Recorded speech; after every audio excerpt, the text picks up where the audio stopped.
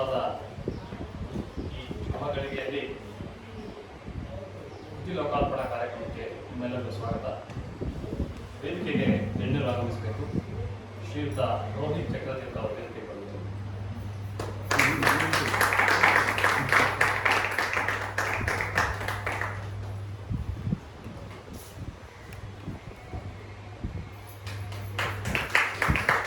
ಲೇಖಕರಾದ ಕಿರಣ್ ಅಂಕ್ಲೇಕರ್ ಅವರು ವೇದಿಕೆ ಬರಬೇಕು.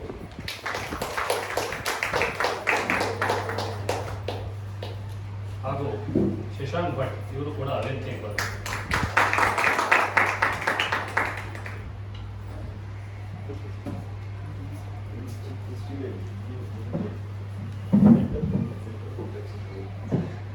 ಪ್ರಾರ್ಥನೆಯೊಂದಿಗೆ ಇಂದಿನ ಕಾರ್ಯಕ್ರಮವನ್ನು ಆರಂಭಿಸೋಣ. ಸುಧಾ ಗಡಿಯಾರ್ ಅವರು ವೇದಿಕೆಗೆ ಬರಬೇಕು. ಶ್ರೀಮತಿ ಸುಧಾ ಗಡಿಯಾರ್ ಅವರು.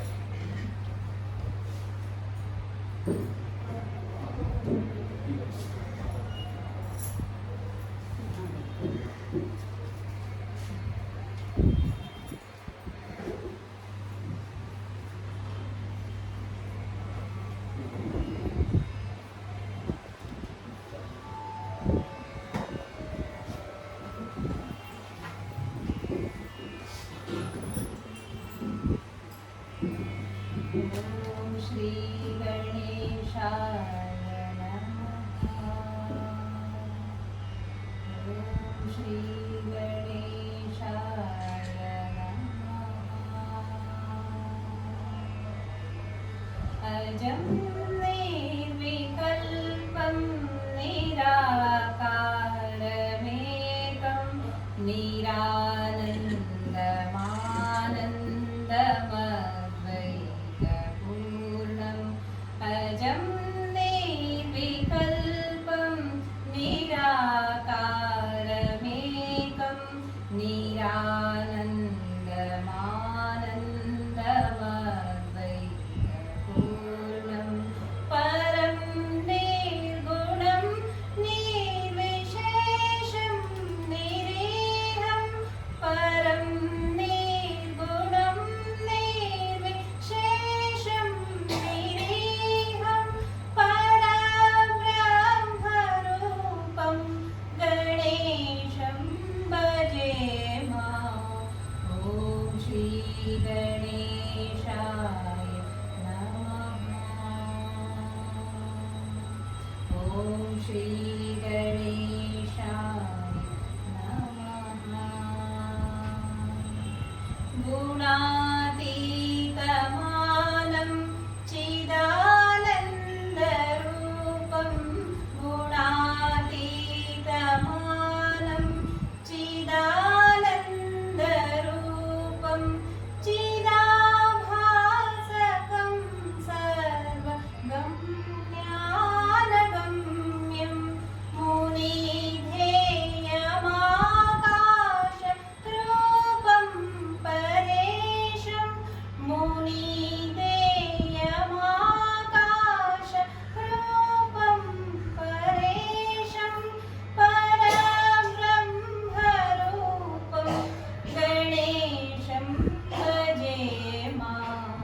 ॐ श्री गणेशाय नमः। ॐ श्री गणेशाय नमः। जगत्कारणं कारणज्ञानरूपं। जगत्कारणं कारणज्ञानरूपं। सुरादिं सुखादिं गुणेशं गणेशं। जगद्व्यापिनं विश्ववन्द्यं सुरेशं। परब्रह्मरूपं गणेशं भजेम। ॐ श्री गणेशाय नमः। ॐ श्री गणेशाय नमः।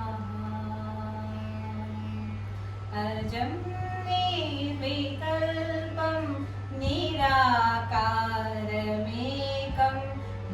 निरानन्दमानन्दमद्वैतपूर्णं परं निर्गुणं निर्विशेषं निरीहं पराब्रह्मरूपं गणेशं भजे माम्। ॐ श्री गणेशाय नमः। ॐ श्री गणेशाय नमः। ॐ श्री गणेशाय नमः।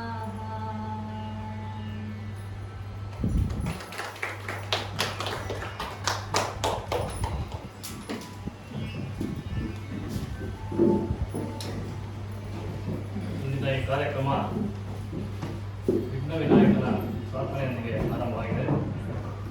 ವಿದ್ಯುಕ್ತವಾಗಿ ಈಗ ಜ್ಯೋತಿ ಬೆಳಗುವ ಮೂಲಕ ಈ ಕಾರ್ಯಕ್ರಮವನ್ನು ಆರಂಭಿಸೋಣ. ವೇದಿಕೆಯ ಮೇಲಿರುವ ಎಲ್ಲ ಗಣ್ಯರು ಈ ಜ್ಯೋತಿಯನ್ನು ಬೆಳಗಿಸಬೇಕಾಗಿ ಸವಿನಯ ಪ್ರಾರ್ಥನೆ.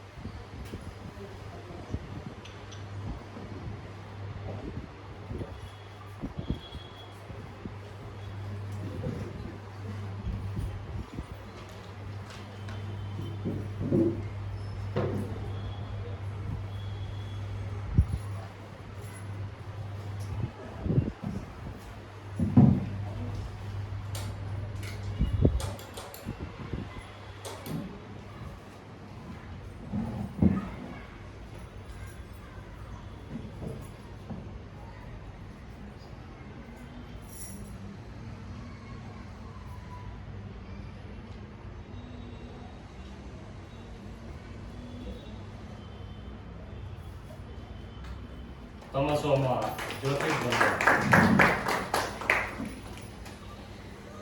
ಇಂದು ಬೆಳಕಿದೆ ಭಯ ಬೇಡ ಶ್ರೀ ಕಿರಣ್ ಅಂಕ್ಲೇಕರ್ ಅವರ ಕೃತಿ ಲೋಕಾರ್ಪಣೆಗೊಳ್ತಾ ಇದೆ. ಇದೀಗ ಕಾರ್ಯಕ್ರಮದ ಮುಖ್ಯ ಘಟ್ಟ ಸ್ವಾಗತ ಹಾಗೂ ಪ್ರಾಸ್ತಾವಿಕ ನುಡಿಗಳನ್ನು ಶ್ರೀ ಶಶಾಂಕ್ ಭಟ್ ಅವರು ನಿರ್ವಹಿಸಿಕೊಂಡರು.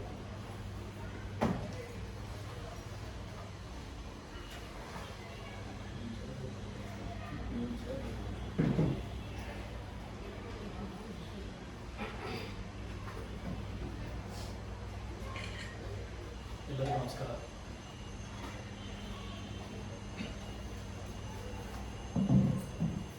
ಮೊದಲನೇದಾಗಿ ನಿಮಗೆ ಬರಲಿಕ್ಕೆ ಸ್ವಲ್ಪ ಎಲ್ಲರಿಗೂ ಕೂಡ ಜಾಗದ ಸಮಸ್ಯೆ ಆಯಿತು ಅಂತ ಅನಿಸುತ್ತೆ, ನಿಮಗೆ ಕ್ಷಮೆ ಇರಲಿ. ಪ್ರಕಾಶನ ಸಿನಾನ್ ಪ್ರಕಾಶನ ಸುಮಾರು 2 ವರ್ಷದ ಹಿಂದೆ ಪ್ರಾರಂಭ ಆದ ಪ್ರಕಾಶನ.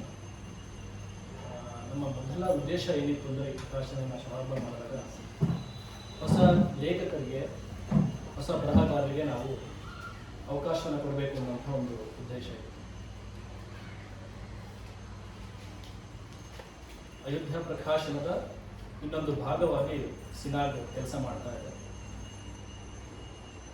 ಅದರ ಅಡಿಯಲ್ಲಿ ಬೆಳಕಿದೆ ಭಯ ಬೇಡ ಅನ್ನುವಂಥದ್ದು 2ನೇ ಪುಸ್ತಕ ಬಿಡುಗಡೆ ಆಗ್ತಿರೋದು. ಈ ಕಾರ್ಯಕ್ರಮಕ್ಕೆ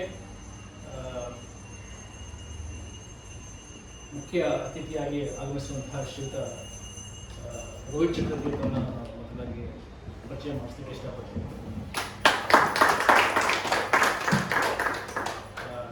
ಹೆಚ್ಚಿನವರಿಗೆ ತಿಳಿದಿರಬಹುದು ಅವರ ಬಗ್ಗೆ.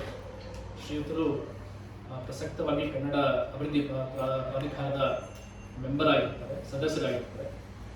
ಅದೇ ರೀತಿಯಾಗಿ ಕನ್ನಡ ಪಠ್ಯಪುಸ್ತಕ ಪರಿಷ್ಕರಣೆಯಲ್ಲಿ ಅವರ ಶ್ರಮ ಸುಮಾರಿದೆ. ಹಾಗಾಗಿ ಅವರಿಗೆ ಅಧ್ಯಕ್ಷ ಸ್ಥಾನವನ್ನು ಕೊಟ್ಟು ಕನ್ನಡ ಪಠ್ಯಪುಸ್ತಕ ಪರಿಷ್ಕರಣೆಯ ಅಧ್ಯಕ್ಷ ಸ್ಥಾನವನ್ನು ಕೊಟ್ಟರು. ಅದಲ್ಲದೆ ಅವರು ಅಯೋಧ್ಯ ಪ್ರಕಾಶನದ ಮಾಲೀಕರು.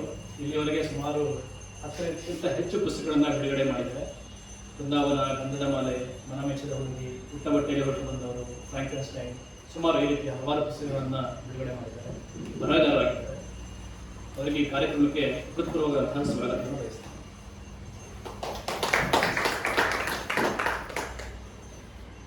ಹಾಗೆ ಇವತ್ತಿನ ಈ ಕಾರ್ಯಕ್ರಮದ ಕೇಂದ್ರ ಬಿಂದುವಾಗಿರುವಂತಹ ಶ್ರೀಯುತ ಕಿರಣ್ ಅಂಕ್ಲೇಕರ್ ಅವರು ಕಿರಣ್ ಅಂಕ್ಲೇಕರ್ ಅವರು ಸಾಮಾಜಿಕವಾಗಿ ಹೆಚ್ಚಿನವರಿಗೆ ತಿಳಿದಿದೆ. ಫೇಸ್ಬುಕ್ನಲ್ಲಿ, ಇನ್ಸ್ಟಾಗ್ರಾಮ್ನಲ್ಲಿ, ವಾಟ್ಸಪ್ನಲ್ಲಿ ಅವ್ರದ್ದೇ ಅಂತ ಒಂದು ಮಿತ್ರ ಮಂಡಳಿನ ಹೊಂದಿದ್ದಾರೆ. ಹಲವಾರು ಕ್ಷೇತ್ರಗಳಲ್ಲಿ ಅವರಿದ್ದಾರೆ. ಆದರೆ ಅವರು ಆ್ಯಕ್ಚುಲಿ ಪ್ರೊಫೆಷನ್ ಏನು ಮಾಡ್ತಾರೆ ಅನ್ನೋದು ಸಾಕಷ್ಟು ಜನಕ್ಕೆ ಕನ್ಫ್ಯೂಷನ್ ಇರುತ್ತೆ. ಅಂದರೆ ಪರಿಸರ ಸಂರಕ್ಷಣೆ ವಿಚಾರ ಬಂದಾಗ ಅವರು ಪರಿಸರ ಪ್ರೇಮಿಯೋ ಅಥವಾ ಪರಿಸರ ಸಂರಕ್ಷಕರು ಅಂತ ಒಂದು ವಿಚಾರ ಬರುತ್ತೆ. ಅದೇ ಥರ ಪದ್ಯಗಳನ್ನು ಬರೆದಾಗ ಅವ್ರಿಗೆ ಕವಿಯೋ ಅಂತ ಒಂದು ಸಂದೇಹ ಇರುತ್ತೆ. ಅದೇ ರೀತಿಯಾಗಿ ಪ್ರವಾಸ ಕಥನಗಳನ್ನು ಬರೆದಾಗ ಲೇಖಕರು ಏನು ಅನ್ನೋದು ಹೆಚ್ಚಿನವರಿಗೆ ಒಂದು ಗೊಂದಲ ಇರೋದು. ಹಾಗಾಗಿ ಅವರ ಬಗ್ಗೆ ನಾನು ಒಂದಿಷ್ಟು ಪರೀಕ್ಷೆಯನ್ನು ನನಗೆ ಮಾಡಿಕೊಡ್ತೀನಿ. ಕಿರಣ್ ಅಂಕ್ಲೇಕರ್ ಅವರು ಕರ್ನಾಟಕ ಯೂನಿವರ್ಸಿಟಿಯಿಂದ ಆರ್ಗ್ಯಾನಿಕ್ ಕೆಮಿಸ್ಟ್ರಿಯಲ್ಲಿ PhD ಪದವಿ ಪಡೆದು ಸದ್ಯ ಒಂದು ಬಹುರಾಷ್ಟ್ರೀಯ ಫಾರ್ಮಾಸ್ಯೂಟಿಕಲ್ ಕಂಪನಿಯಲ್ಲಿ ಡೈರೆಕ್ಟರ್ ಹುದ್ದೆಯಲ್ಲಿ ಕಾರ್ಯನಿರ್ವಹಿಸ್ತಾ ಇದ್ದಾರೆ. ಅವರ ಕಾರ್ಯಕ್ಷೇತ್ರ ಸುಮಾರಿದೆ. ನಾವೀಗ ನಮ್ಮದು ಕಾರ್ಯಕ್ಷೇತ್ರ ಅಂದರೆ ಬೆಂಗಳೂರು, ಕರ್ನಾಟಕ ಅಂತೀವಿ. ಅವ್ರ ಹತ್ರ ಅಲ್ಲ. ನಮ್ಮ ಕಾರ್ಯಕ್ಷೇತ್ರ ಇಂಡಿಯಾ, ಶ್ರೀಲಂಕಾ, ಬಾಂಗ್ಲಾದೇಶ್, ಪಾಕಿಸ್ತಾನ, ನೇಪಾಳ, ಸಹರಾ ಆಫ್ರಿಕಾ ಮತ್ತು ಸೌತ್ ಆಫ್ರಿಕಾ ಇಂಥ ಹಲವಾರು ದೇಶಗಳನ್ನ ತಮ್ಮ ಕಾರ್ಯಕ್ಷೇತ್ರವಾಗಿ ಮಾಡಿಕೊಂಡಿದ್ದಾರೆ. ಸುಮಾರು ಕಳೆದ 16 ವರ್ಷದಿಂದ ಇವರೀಗ ಪುಣೆಯಲ್ಲಿ ವಾಸ್ತವ್ಯವನ್ನು ಮಾಡಿದ್ದಾರೆ. ಜನನ ಬಂದ್ಬಿಟ್ಟು ಇವರು ಉತ್ತರ ಕನ್ನಡ ಜಿಲ್ಲೆ ಅಂಕೋಲ. ತಂದೆ ತಾಯಿ ಶಿಕ್ಷಕರು. ಇವರ ಪ್ರಾಥಮಿಕ ಶಿಕ್ಷಣ ಗೋಕರ್ಣದಲ್ಲಿ, ಹೈಸ್ಕೂಲು ಅಂಕೋಲದಲ್ಲಿ, MSc PhD ಧಾರವಾಡದಲ್ಲಿ ಆಗುತ್ತೆ. ಪ್ರೊಫೆಷನಲ್ ಎಕ್ಸ್ಪೀರಿಯನ್ಸ್ ಅಂತ ಹೇಳಿದರೆ 1997-99 ತನಕ ಪ್ರೊಡಕ್ಷನ್ ಆಫೀಸರ್ ಆಗಿ ಗುಜರಾತ್ನಲ್ಲಿ ಕೆಲಸ ಮಾಡ್ತಾರೆ. 1999-2004 ಅಸಿಸ್ಟೆಂಟ್ ಮ್ಯಾನೇಜರ್ ಅವಿಟ್ಸ್ ಇಟಲಿ ಕಂಪನಿಗೆ ವರ್ಕ್ ಮಾಡ್ತಾರೆ ಗೋವಾದಲ್ಲಿ. ನಂತರ 6 ತಿಂಗಳ ಕಾಲ ಅದೇ ಕಂಪನಿಯಲ್ಲಿ ಇಟಲಿಗೆ ಹೋಗಿ ತಮ್ಮ ಕಾರ್ಯವನ್ನು ನಿರ್ವಹಿಸ್ತಾರೆ. 2005 ನಂತರ ಬೇರೆ ಒಂದು ಕಂಪನಿಯಲ್ಲಿ ಡೈರೆಕ್ಟರ್ ಆಗಿ ಕೆಲಸ ಮಾಡ್ತಾ ಇದ್ದಾರೆ. ಒಟ್ಟಾರೆ ಸುಮಾರು 15 ದೇಶಗಳನ್ನು ಇವರು ಭೇಟಿ ಮಾಡಿ ಅಲ್ಲಿ ಆ ಕೆಲಸಗಳನ್ನು ನಿರ್ವಹಿಸಿ ಅಲ್ಲಿ ಅನುಭವವನ್ನು ಪಡೆದಿರ್ತಾರೆ. ಇವರ ಧರ್ಮಪತ್ನಿ ಶ್ರೀಮತಿ ಕಾವ್ಯ ಅಂಕ್ಲೇಕರ್ MA ಗೋಲ್ಡ್ ಮೆಡಲಿಸ್ಟ್. ಈಗ ಅವರು ಟೀಚರ್ ಆಗಿ ಪುಣೆಯಲ್ಲಿ ಕೆಲಸ ಮಾಡ್ತಾ ಇದ್ದಾರೆ. ಮಕ್ಕಳು ಕವನ, ಅವರು ಫಸ್ಟ್ ಇಯರ್ ಹ್ಯುಮ್ಯಾನಿಟಿಕ್ಸ್ ಅಲ್ಲಿ ಓದ್ತಾ ಇದ್ದಾರೆ. ಅವರಿಗೂ ಕೂಡ ತಂದೆಯಂತೆ ಕವಿತೆ ಅಲ್ಲಿ ಬರೆಯುವಂತಹ ಅಭ್ಯಾಸ ಇದೆ. ಫುಲ್ಟೈಸರ್ ವೆಬ್ ಪೇಜ್ನಲ್ಲಿ ಅವರ ಬರೆದಿರುವಂತಹ ಪೋಯಮ್ ಪ್ರಕಟವಾಗಿದೆ. 2ನೇ ಮಗಳು ಕಾರುಣ್ಯ 8th ಸ್ಟ್ಯಾಂಡರ್ಡ್. ಡ್ರಾಯಿಂಗ್ನಲ್ಲಿ ಸಾಕಷ್ಟು ಪರಿಣಿತಿ ಇದೆ. ಅದು ಬಿಟ್ಟು ಪ್ರೊಫೆಷನಲ್ ಕ್ಷೇತ್ರ ಬಿಟ್ಟು ಇವರಿಗಿರುವಂತಹ ಆಸಕ್ತಿ ಕ್ಷೇತ್ರ ಅಂದರೆ ಅವರು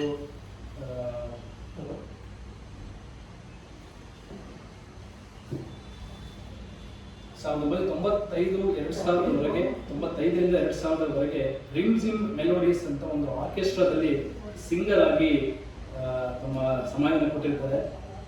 ನಂತರ ತರಂಗ, ಸುಧಾ, ಉತ್ಥಾನ, ಮಂಗಳಗಳಲ್ಲಿ ಕೂಡ ಇವರು ತಮ್ಮ ಕಥೆಗಳನ್ನು ಪ್ರಕಟಣೆ ಮಾಡಿರ್ತಾರೆ. ಇವತ್ತಿನ ದಿನಗಳಲ್ಲಿ ಪ್ಲಾಸ್ಟಿಕ್ ಅನ್ನು ಹೇಗೆ ನಾವು ತ್ಯಜಿಸಬೇಕು, ಅದ್ರ ಬಗ್ಗೆ ವಿರೋಧ ಮಾಡಬೇಕು ಅನ್ನೋದು ಸಾಕಷ್ಟು ನಮ್ಮಲ್ಲಿ ಚರ್ಚೆ ಇದೆ. ಅದನ್ನು ಎಷ್ಟು ಪ್ರಾಕ್ಟಿಕಲ್ ಆಗಿ ನಾವು ಅದನ್ನು ಬಳಸ್ತೀವಿ, ಅದ್ರ ಬಗ್ಗೆ ನಾವು ಎಷ್ಟು ಸಮಾಜದಲ್ಲಿ ತಮ್ಮ ಅನುಭವವನ್ನು ಶೇರ್ ಮಾಡ್ತೀವಿ, ಅದಕ್ಕೆ ಮಟ್ಟಿಗೆ ಎಷ್ಟು ಕೆಲಸ ಮಾಡ್ತೀವಿ ಅನ್ನೋದಕ್ಕೆ ಶ್ರೀಯುತ ಉದಾಹರಣೆ. ಸಾಕಷ್ಟು ಕೆಲಸಗಳನ್ನು ಮಾಡಿದ್ದಾರೆ.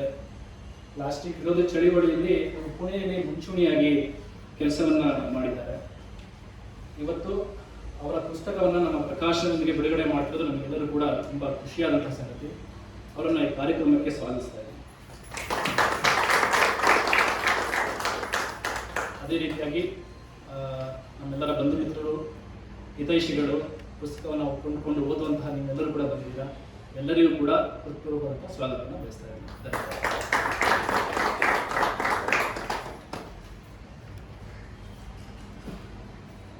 ಎಲ್ಲರನ್ನ ಆತ್ಮೀಯತೆಯಿಂದ ಸ್ವಾಗತಿಸಿದ್ದಾರೆ ಶಶಾಂಕ್ ಭಟ್. ಅವರಿಗೂ ಕೂಡ ವಂದನೆಗಳು. ಇದೀಗ ಪುಸ್ತಕ ಲೋಕಾರ್ಪಣೆ. ಶ್ರೀ ಕಿರಣ್ ಅಂಕ್ಲೇಕರ್ ಅವರ ಬೆಳಕಿದೆ ಭಯ ಬೇಡ ಈ ಕೃತಿಯನ್ನು ಈಗ ರೋಹಿತ್ ಚಕ್ರತೀರ್ಥ ಅವರು ಲೋಕಾರ್ಪಣೆ ಮಾಡಿದ್ದಾರೆ.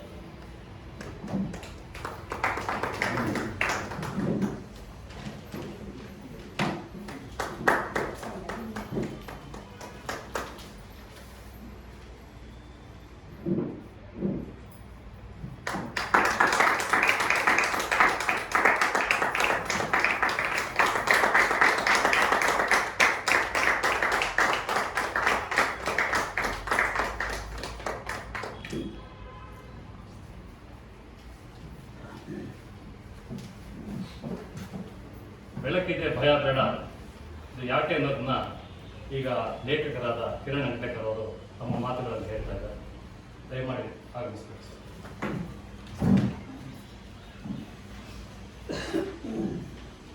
ಎಲ್ಲರಿಗೂ ನಮಸ್ಕಾರ. ಆ್ಯಕ್ಚುಲಿ ನಾನು ಈ ದೊಡ್ಡ ಪುಸ್ತಕ ತಗೊಂಡು ಬಂದೆ ಅಂತ ಹೇಳ್ಕೊಂಡು ಯಾರು ಹೆದರಬಾರ್ದು. ಇದೊಂದು ಸಣ್ಣ kind of it's not a professional forum ಅಂತೂ ಅಲ್ಲ. ಇಟ್ಸ್ ಕೈಂಡ್ ಆಫ್ ಒಂದು ಹರಟೆ ಮಾಡಿಬಿಡೋಣ. ಎಲ್ಲರೂ ಭಾಳ ದಿವಸದ ನಂತರ ಸಹ ನಾವೆಲ್ಲ ಸಿಕ್ಕಿದ್ವಿ. ಸೊ ವೇದಿಕೆಯಲ್ಲಿ ಉಪಸ್ಥಿತರಾದಂಥ ರವಿ ಚಕ್ರವರ್ತಿ ಅವರೇ ಹಾಗೂ ಶಶಾಂಕ್ ಭಟ್ ಅವರೇ, ಓಕೆ, ನಿನ್ನೆ ಅಷ್ಟೇ ನಾವು ಮಾತಾಡಿದ್ವಿ. ಆ್ಯಕ್ಚುಲಿ ಇವತ್ತು 1 ತಾಸು ಮೊದಲು, ಸಾರಿ ನಾನು ಅದರಲ್ಲಿ ದಾಟ್ತಿದ್ದೀನಿ. ಸೊ ರೋಹಿತ್ ಚಕ್ರತೀರ್ಥ ನೋಡಿದಂತೆ ನಾನು ಭಾಳ ಖುಷಿ ಆಯ್ತು. ಯಾಕಂದರೆ ನನ್ನ ಹೈಟ್ ಅವರಷ್ಟು ಹೈಟ್ ಸೇಮ್ ಇದೆ. ಅದರ ಸಲುವಾಗಿ ಕೆಲವರು ಆ ಒಂದು ವಿಷಯದಲ್ಲಾದರೆ ನಾನು ಒಂದು ರೀತಿ ಏನಂತಾರೆ ಫಾರ್ಚುನೇಟ್ ಇಲ್ಲ. ಸೊ ಮತ್ತು ನನ್ನ ಹೃದಯಕ್ಕೆ ಹತ್ತಿರವಾದ ಆತ್ಮೀಯರೇ, ಈ ಒಂದು ಮೊದಲನೇದಾಗಿ ನಾವೊಂದು ಮಾತು ಹೇಳೋದೇನೆಂದರೆ ನಿಮಗೆಲ್ಲರಿಗೂ ನಾನು ಕೃತಜ್ಞನಾಗಿರ್ಬೇಕು. ಯಾಕಂದರೆ ಈ ಒಂದು ಸಣ್ಣ ಪುಸ್ತಕದ ಬಿಡುಗಡೆ it's not a big task or big ದೊಡ್ಡ ಈವೆಂಟ್ ಆ ರೀತಿ ಏನಲ್ಲ, ಒಂದು ಸಣ್ಣ ಪುಸ್ತಕ ಇದು ಸಲುವಾಗಿ. ಸೊ ನೀವೆಲ್ಲ ನಿಮ್ಮ review are actually this always prioritised in a week, right? So ಆ ಒಂದು ದಿನ ನೀವೆಲ್ಲ ಟೈಮ್ ತೊಗೊಂಡಿದ್ದು ಸಲುವಾಗಿ ರಸ್ತೆ ಹುಡುಕಾಡಿ ಬಂದಿದ್ದು ನಮಗೆಲ್ಲರೂ ಚಿರಋಣಿ ಆಗಿರುತ್ತೇನೆ. ಸೊ ಆದರೆ ಇಲ್ಲಿ ಮುಂದೆ ಮಾತು ಮುಂದುವರಿಸೋ ಮೊದಲು ಒಂದು ಮಾತನ್ನ ಹೇಳಿಕ್ಕೆ ಶುರು ಮಾಡ್ತೇನೆ. ಏನಂದರೆ actually I just believe in God. ಸರ್ವಕರ್ತ ಸೃಷ್ಟಿಕರ್ತೆಯಿಂದ ಅಲ್ಲ, ಅವನು ಪ್ರತಿಯೊಂದು ಅವನಿಗೆ ಮಾಡೋನು. ಸೊ ನಾವು ಮಾಡೋದು ಏನಿಲ್ಲ. ಅದ್ರ ಸಲುವಾಗಿ ನನ್ನ ಮಾತಿನಲ್ಲಿ ಎಲ್ಲಾದರೂ ನಾನು ಮಾಡಿದೆ, ನಾನು ಬರದೆ, ಇದು ನಂದು ಹಾಗೇನಾದರೂ ಇದ್ದರೆ ಅದಕ್ಕೆ ಕ್ಷಮೆ ಕೇಳ್ತೇನೆ ದೇವರಲ್ಲಿ. ಆದರೆ ಒಂದು ಯಾವುದು ಪ್ರಾಪಂಚಿಕವಾಗಿ ಆ ಶಬ್ದ ಬಳಸಲೇಬೇಕಾಗ್ತದೆ, ನಾನು ಬರ್ತಿದ್ದು ಅದೊಂದು ಆ ಒಂದು ರೂಪದಲ್ಲಿ ಇದನ್ನು ಕನ್ಸಿಡರ್ ಮಾಡೋದು. ಈ ಸಮಾರಂಭದ ಮುಖ್ಯ ಅತಿಥಿಯಾಗಿ ಶ್ರೀ ರೋಹಿತ್ರವರು ಆಗಮಿಸಿದ್ದು ನಮ್ಗೆ ಭಯಂಕರ ಬಹಳ ಖುಷಿ ಆಗುತ್ತೆ. ಯಾಕಂದರೆ ಸದ್ಯದ ಪರಿಸ್ಥಿತಿಯಲ್ಲಿ ಲೋಕದ ಹಿತಚಿಂತಕರಾಗಿ ಮುಂಚೂಣಿಯಲ್ಲಿ ಕೆಲಸ ಮಾಡುತ್ತಿರುವ ಯಂಗ್ ಟರ್ಕ್ ಅಂತ ಏನಂತಾರಲ್ಲ, ಆ ಒಂದು ಯುವ ಬರಹಗಾರರಲ್ಲಿ ವಾಗ್ಮಿಗಳಲ್ಲಿ ಅವರು ಒಬ್ಬರು ಕೂಡ. ಸೊ ಅವರಿಗೆ ನೋಡಿದಾಗ ನನಗೆ ಹಳೆಯದ ನನ್ನ ಕಾಲೇಜ್ ಡೇಸ್ ನೆನಪಾಗ್ತದೆ. ಆ ಟೈಮ್ಗೆ ಆ್ಯಕ್ಚುಲಿ ನಾವು RSSನಲ್ಲಿ ಅಥವಾ ABVಯಲ್ಲಿ ಓಡಾಡ್ತಾ ಇರುವಾಗ ನಾವು ಒಂದು ಸಣ್ಣ ಫಂಕ್ಷನ್ ಮಾಡ್ತಿದ್ವಿ ಹೀಗೆ. ಆ್ಯಂಡ್ ನಮಗೆ ಈ ರೀತಿ ಜನರನ್ನು ಕೂಡಿಸೋದು ಎಷ್ಟು ಡಿಫಿಕಲ್ಟ್ ಅಂತ ಹಾಕೊಂಡು ಆಗಿಂದು ಎಕ್ಸ್ಪೀರಿಯನ್ಸ್ ಅದೇ, ಈಗ ಬಿಕಾಸ್ ಆಫ್ ಟ್ರಾಫಿಕ್ ಈಗೂ ಸ್ವಲ್ಪ ಎಕ್ಸ್ಪೀರಿಯನ್ಸ್ ಅದೇ ಮುಂದುವರಿತಾ ಇದೆ. ಸೊ ಅದರಿಂದ ಏನಾದರೂ ಹೆಚ್ಚು ಬೇಸರ ಅಂತಿಲ್ಲ. ಆಗ ಆ ಒಂದು ದಿವಸದಲ್ಲಿ ನನಗೂ ನಾನು ಒಂದು ಹಾಡು ಹೇಳ್ತಿದ್ದೇನೆ ಅಂತ ಹೇಳ್ಕೊಂಡು ಆಗ ನನಗೂ ಕೆಲವೊಂದು ಸಲ ಚಾನ್ಸ್ ಅಂದರೆ ವೈಯಕ್ತಿಕ ಗೀತೆ ಕಿರಣ್ ಅಂಟ್ಲೇಕರ್, ಈವನ್ ಕೃಷ್ಣಮೂರ್ತಿ ನಮ್ಮ ಕ್ಲಾಸ್ಮೇಟ್ ಇದ್ದಾರೆ. I am very happy because ನಾನು 1ನೇದಿಂದ ಕಲಿತಿರುವಾಗ ಇಂಥ ಏನು ಕ್ಲಾಸ್ಮೇಟ್ ಇದ್ರಲ್ಲ, ಗಣಪತಿ, ಮೀತಾ, ಛಾಯಾ, ಶ್ರೀಕಾಂತ್ ಎಲ್ಲರೂ ಇಲ್ಲಿದ್ದಾರೆ. ಅವ್ರ ಜೊತೆ ನಾನು ಒಂದು ಹಂತಕ್ಕೆ ಬಂದಾಗ ಅವರು ನಮ್ಮ ಜೊತೆ ಇದ್ದಾಗ ಖುಷಿ ಅನಿಸ್ತದೆ ಆ ಒಂದು ಇದರಿಂದ. ಸೊ ಆಗ ನಾನು ಹಾಡು ಹೇಳ್ತಿರುವಾಗ ವೈಯಕ್ತಿಕ ಗೀತೆ ಇರ್ತಿತ್ತು. ಆ ಒಂದು ಹಾಡು ನಾನು ಯಾವಾಗ ಹೇಳ್ತಿದ್ದೆ ಇನ್ನೂ ಅದೇ. ನಾನು ನಿಮ್ಮ ಒಂದು ಅನುಮತಿ ಕೇಳಿ ಒಂದು ಸಾಲ ಹೇಳ್ತೇನೆ ಹಾಡು.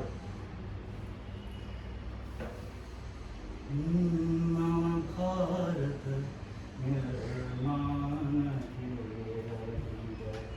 ಐಕ್ಯ ವಿರೋಧಿ ಸವಾಲುಗಳೇ,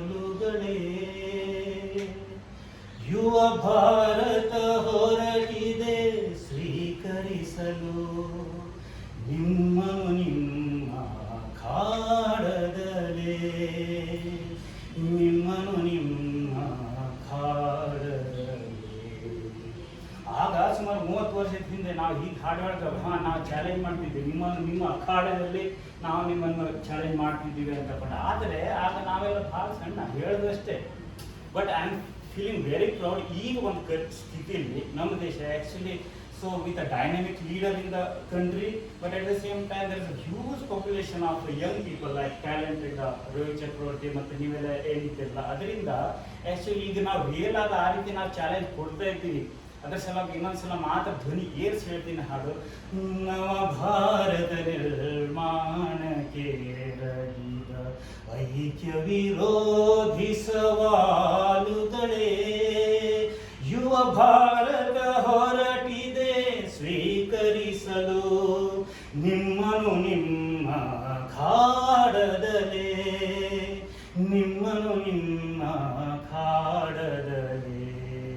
ಇಷ್ಟೊಂದು ಧ್ವನಿ ಎತ್ತು ಬಂದಿದೆ ಕಾರಣ ಸ್ಫೂರ್ತಿದಾಯಕರು ನೀವೆಲ್ಲ ನಿಮ್ಮಂತರ ಇವರೆಲ್ಲ ನಿಮಗೆ ಇನ್ನೊಂದ್ಸಲ ನಾನು ಧನ್ಯವಾದ ಬಯಸ್ತೀನಿ.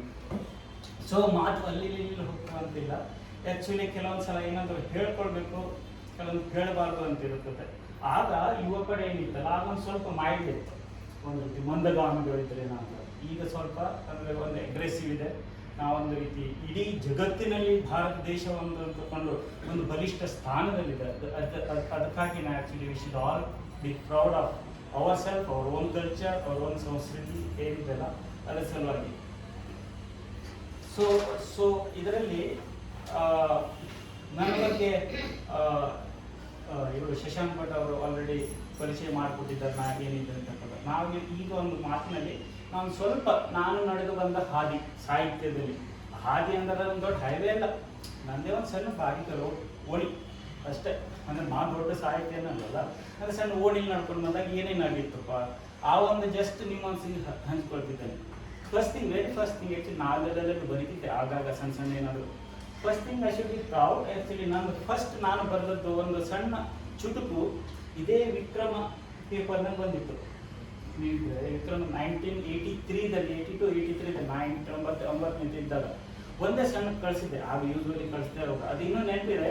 ಅದರಲ್ಲಿ ನಾನು ಬರೆದಿದ್ದ 4 ಸಾಲು, ಹಿಂದೂಸ್ತಾನದ ಅನ್ನವನ್ನು ಉಂಡು ಪರದೇಶವನ್ನು ಸದಾ ನೆನೆದು ನಲಿಯುವ ಮಾತೃದ್ರೋಹಿಗಳು, ಸಾಕುವ ನಾಯಿಗಳು ಬಲು ಕೀಳು. ಆ ರೀತಿಯನ್ನು ಪ್ರಾಸ ಎಲ್ಲ ಕೂಡಿಸಿ ಒಂದು ಕಳಿಸಿದ್ದೆ, ಪ್ರಿಂಟ್ ಆಗಿದ್ದು. ಭಾಳ ಖುಷಿ ಆಯಿತು. ಅದು ಒಂದು 2 3 4 4ನೇ ಪೇಜಲ್ಲಿ ಈ ಮೂಲದಲ್ಲಿ ತಾವು ನೋಡಿ ಖುಷಿ ಪಡ್ತಿದ್ದವ ಇದು ಬಂದಿತ್ತು ಅಂತ ಹೇಳ್ಕೊಂಡು. Fortunately after so many years actually ಮತ್ತು ನಾನು ಅದೇ ಜಾಗದಲ್ಲಿ ಬಂದು ಅದೇ ಒಂದು ಪ್ರಕಾಶನದಲ್ಲಿ ನನ್ನೊಂದು ಪಬ್ಲಿಕೇಶನ್ ಆಗುವಂಥ ಖುಷಿ, ಇದು ಒಂದು ರೀತಿಯ ಕಾಕತಾಳೀಯ ಕಾಕವೇ ಆದರೆ ಇದೊಂದು ಉತ್ತಮ ಉದಾಹರಣೆ ಅಂತ ಹೇಳ್ಕೊಂಡು ನನಗೆ ಖುಷಿ ಆಗ್ತದೆ.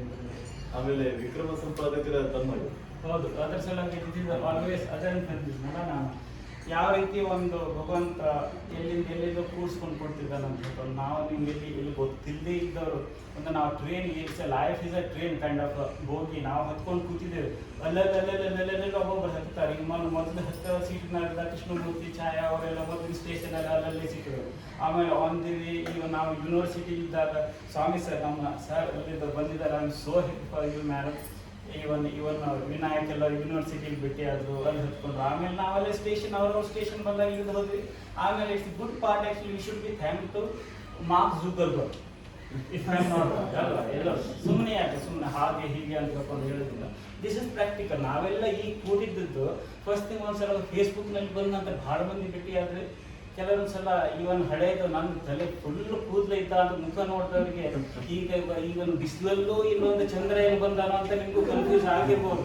ಆ ಒಂದು ಉದಾಹರಣೆ ಫೋಟೋ ನೋಡಿದಾಗ ಕೂಡ ಓಹೋ ಈ ಫೇಸ್ಬುಕ್ ಹೆಲ್ಪ್ ಮಾಡ್ತಾ ಇದೇ ಕಿರಣ ಇದೇ ಇವನಿದ್ದಾನೆ ಅಂತ ಹೇಳ್ಕೊಂಡು ಸಲ. So you should be thankful right.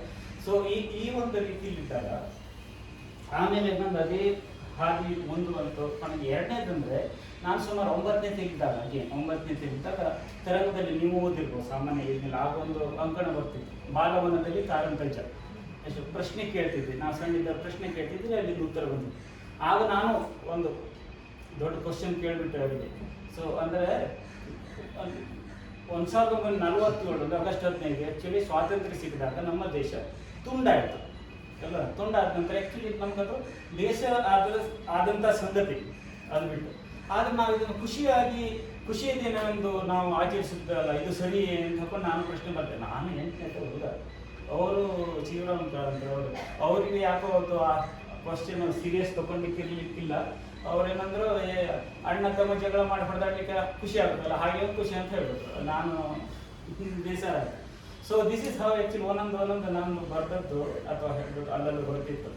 ಆಮೇಲೆ ನಾನು ಅಲ್ಲಲ್ಲಿ ಬರೀತಿರ್ತಿದ್ದೆ, ಬರ್ತು ಅಲ್ಲೇ ಡಬ್ ಆಗಿತ್ತು. And the best part actually ನಾನು ಯಾವ PhD ಮಾಡಿಸ್ತಿಲ್ಲ ಸರ್, ಈಗ ಸುಮಾರು ಪೇಪರ್ ಪಬ್ಲಿಕೇಶನ್ ಮಾಡಿದಾಗ ನಮಗೊಂದು ಫಾರ್ಮ್ಯಾಟ್ ಬರ್ತಿತ್ತು. ಯಾವ ರೀತಿ ನಾವು ಫಾರ್ಮ್ಯಾಟ್ ಮಾಡಿ ನೀಟಾಗಿ ಡಿಟೇಲ್ ಆಗಿ ಕಳಿಸಿದ್ರೆ ಆ ಕಡೆ ಓದ್ಲಿಕ್ಕೆ ಈಸಿ ಆಗುತ್ತೆ ಮತ್ತು ಎಕ್ಸೆಪ್ಟ್ ಮಾಡ್ತಾರೆ. ಹೀಗೆ ಏನೋ ಓದ್ಲಾಗ ಏನೋ ಕೊಟ್ಟೆ ಅಂತ ಹೇಳ್ಕೊಂಡು ಆ ಕಡೆಯಿಂದ it's difficult. So when I publish ಆಗ ಅಗೇನ್ ಅದು ನಂದು ಹಳೆ ಬರ್ದದ್ದು ಒಂದು ತುಣುಕು ಸಿಕ್ತು ನನಗೆ. ನಾನು ಬರ್ದೆ ಟೈಪ್ ಮಾಡಿ ಮಸ್ತ್ ಅಲ್ಲಿ ಇದರಲ್ಲಿ ಧಾರವಾಡ ಶ್ರೀನಗರದಲ್ಲಿ ಇದ್ದ ನಮ್ಮದು ಟೈಪಿಸ್ಟ್ ಗಜಾನ್ ಹೆಗಡೆ ಅಂತ ಬಂದು ಅವ್ರದ್ದು ಟೈಪ್ ಮಾಡಿ ಕಳಿಸ್ತೇವೆ. ಒಂದು ವಾರದಲ್ಲಿ ಗುಲಾಬಿಯಿಂದ ಲೆಟರ್ ಬಂತು, ನಿಮ್ಮದು ಇದು ಸ್ವೀಕೃತವಾಗಿದೆ. ಖುಷಿನೋ ಖುಷಿ. ಆ ದಿನ ಆ ಪುಸ್ತಕ ಹಿಡಿದು ಇವನ್ ನಮ್ಮ ಮಾಸ್ತರು ಕೇಳಿದ್ರು, మరి ಏನು ಮಾತಾಡ್ತೀವಿ ಅಂತ ರಿಸರ್ಚ್ ಮಾಡೋದು ನಮ್ಮದು ಕುಲಕರ್ಣಿ ಸರ್. ಸೊ ಆಗ ಅದಾದ ನಂತರ ಆ ಸಬ್ಜೆಕ್ಟ್ ಏನಿತ್ತಲ್ಲ ಅದೇ ನಾ ಏನಂತೀನಿ, ಇವನ್ ದಿಸ್ ಇಸ್ ನಾನು ಅದು ಒನ್ ಆಫ್ ದ ಪೋಯಮ್ಸಲ್ಲಿ ಬರೆದಿದ್ದೇನೆ. ಆ್ಯಕ್ಚುಲಿ ನಾವು ಈ ಜಗತ್ತಿನಲ್ಲಿ ಬಂದಾಗ ಯಾರೂ ನಮ್ಮನ್ನು ನಾವು ಕೇಳ್ಕೊಂಡು ಬಂದಿಲ್ಲ, ಯಾರ ಹತ್ರ ಚಾಯ್ಸ್ ಇಲ್ಲ. First thing is very clear. ನಾನು ಈ ರೀತಿ ಕುಟುಂಬದಲ್ಲಿ ಪುಟ್ಸಪ್ಪ ಈ ರೀತಿ ನಮ್ಗೆ ಹೊಡಿಬೇಕು, ಈ ರೀತಿ ನಮ್ಗೆ ಇದು ಬೇಕು, ಎಲ್ಲರೂ ಯಾವ ಜಾತಿ ಬೇಕು ಯಾವುದೂ ಇಲ್ಲ. ಓನ್ಲಿ ಬಂದ ನಂತರ ನಾವು ಬೆಳ್ಕೊಂಡಿದ್ದು ಅಷ್ಟೇ. And for that we should be thankful. ಅದ್ರ ಸಲುವಾಗಿ ನಾವು ಯಾವ ರೀತಿ ಇದ್ದೀವಲ್ಲ ವಿ ಶುಡ್ ಬಿ ಹ್ಯಾಪಿ. ಅದ್ರ ಸಲುವಾಗಿ ನಂದು ಫಸ್ಟ್ ಆರ್ಟಿಕಲ್ ಇದ್ದದ್ದು ಭಕ್ತ ತಲೆ ಮತ್ತು ದೊಡ್ಡ ಕಿವಿ. ಆ ಒಂದು ಟೈಮಿಗೆ ತಲೆ ಕೂತು ಉದುರ್ಲಿಕ್ಕೆ ಶುರುವಾಗಿತ್ತು, ಹೆದರ್ಕೊಂಡು ಜನರೆಲ್ಲ ಹೆದರ್ಸಿದ್ರು, ಓಹೋ ನಿನ್ ಮದುವೆ ಆಗೋದೇನೋ ಮರೆಯ ಅಂತ ಹೇಳ್ಕೊಂಡು ಆ ಲೆಕ್ಕದಲ್ಲಿ. ಸೊ ಆಗ ಅದರಲ್ಲಿ ಪಾಸಿಟಿವ್ ಪಾರ್ಟ್ ಏನೇನು ಇರ್ತಿತ್ತಲ್ಲ, ಸೊ ಅದೇ ಕೊಡ್ಕೊಂಡು ಭಕ್ತದಲ್ಲಿ ಅಂದರೆ ಎಲ್ಲರೂ ಫೇಮಸ್ ಇದ್ದವರು ಯಾರು, ರಾಜೀವ್ ಗಾಂಧಿ ಆಗಿನ ಕಾಲದ PN ಶೇಷನ್ ಅವರೆಲ್ಲ ಅವ್ರ ಸಂಘ ನಂದು ಒಂದು ಹೆಸರು ಹಾಕೊಂಡು ಕೂಡಿಸಿದೆ. ಆಮೇಲೆ ಮತ್ತೊಂದು ಸಂಘ ಅದರಲ್ಲಿ ಉದ್ದಕ್ಕಿವಿ ಕೆಲವರು ನೀವು ಇದು ಒಬ್ಸರ್ವ್ ಮಾಡಿ, ಇನ್ನೊರು ಒಬ್ಸರ್ವ್ ಮಾಡಿದ್ದಿದ್ರೆ ಕೆಲವರು ದೊಡ್ಡ ದೊಡ್ಡ ಲೀಡರ್ಸ್ ಇರ್ತಾರಲ್ಲ, ಅವ್ರ ಸೈಡ್ ಹೋಗಿ ನೋಡ್ರಿ, ಅವ್ರ ಕಿವಿ ಸ್ವಲ್ಪ ದೊಡ್ಡ ಇರ್ತದೆ, ಭಗವಾನ್ ಬುದ್ಧ ಅಷ್ಟು ಅಂತ ಸಾಮಾನ್ಯ ಈ ರೀತಿ ಇರ್ತದ್ದು. ಅದು ನೋಡಿದ ನಂತರ ಬಕ್ಕದಲ್ಲಿ ದೊಡ್ಡ ಕಿವಿ ಇದ್ದವರಿಗೆ ಅಂದ್ರೆ ಮುಂದೆ ಖುಷಿ ಆಗ್ತದೆ. ಕೊನೆಗೆ ಅದೇ ಇದರಲ್ಲಿ ಲಾಸ್ಟ್ ಹ್ಯೂಮರಸ್ ಬರ್ತೇನೆ. ಆ್ಯಕ್ಚುಲಿ ಅವ್ರು ಟೀಚರ್ಗೆ ಧಾರವಾಡ ಟೀಚರ್ ಕೂತ್ಕೊಂಡು ವಾಪಸ್ ಹೋಗುವಾಗ ಅವ್ನಿಗೆ ಗಟಾರ್ನಲ್ಲಿ ಏನೋ ಆವಾಜ್ ಕೇಳ್ತದೆ, ಯಾರಂತ ನೋಡಿದ್ರೆ ಒಂದು ತಲೆ ಕೂದಲ ಇಲ್ಲ, ಒಂದು ಕಿವಿ ಉದ್ದ ಇತ್ತು. So it should not be kind of. So ಅಂದರೆ ನಮ್ಮನ್ನು ನಾವು ಯಾವ ರೀತಿ ಇರ್ತಲ್ಲ ಆ ರೀತಿ ಖುಷಿಯಿಂದ ಇರ್ತದೆ ಅಂತ ಹೇಳಿ.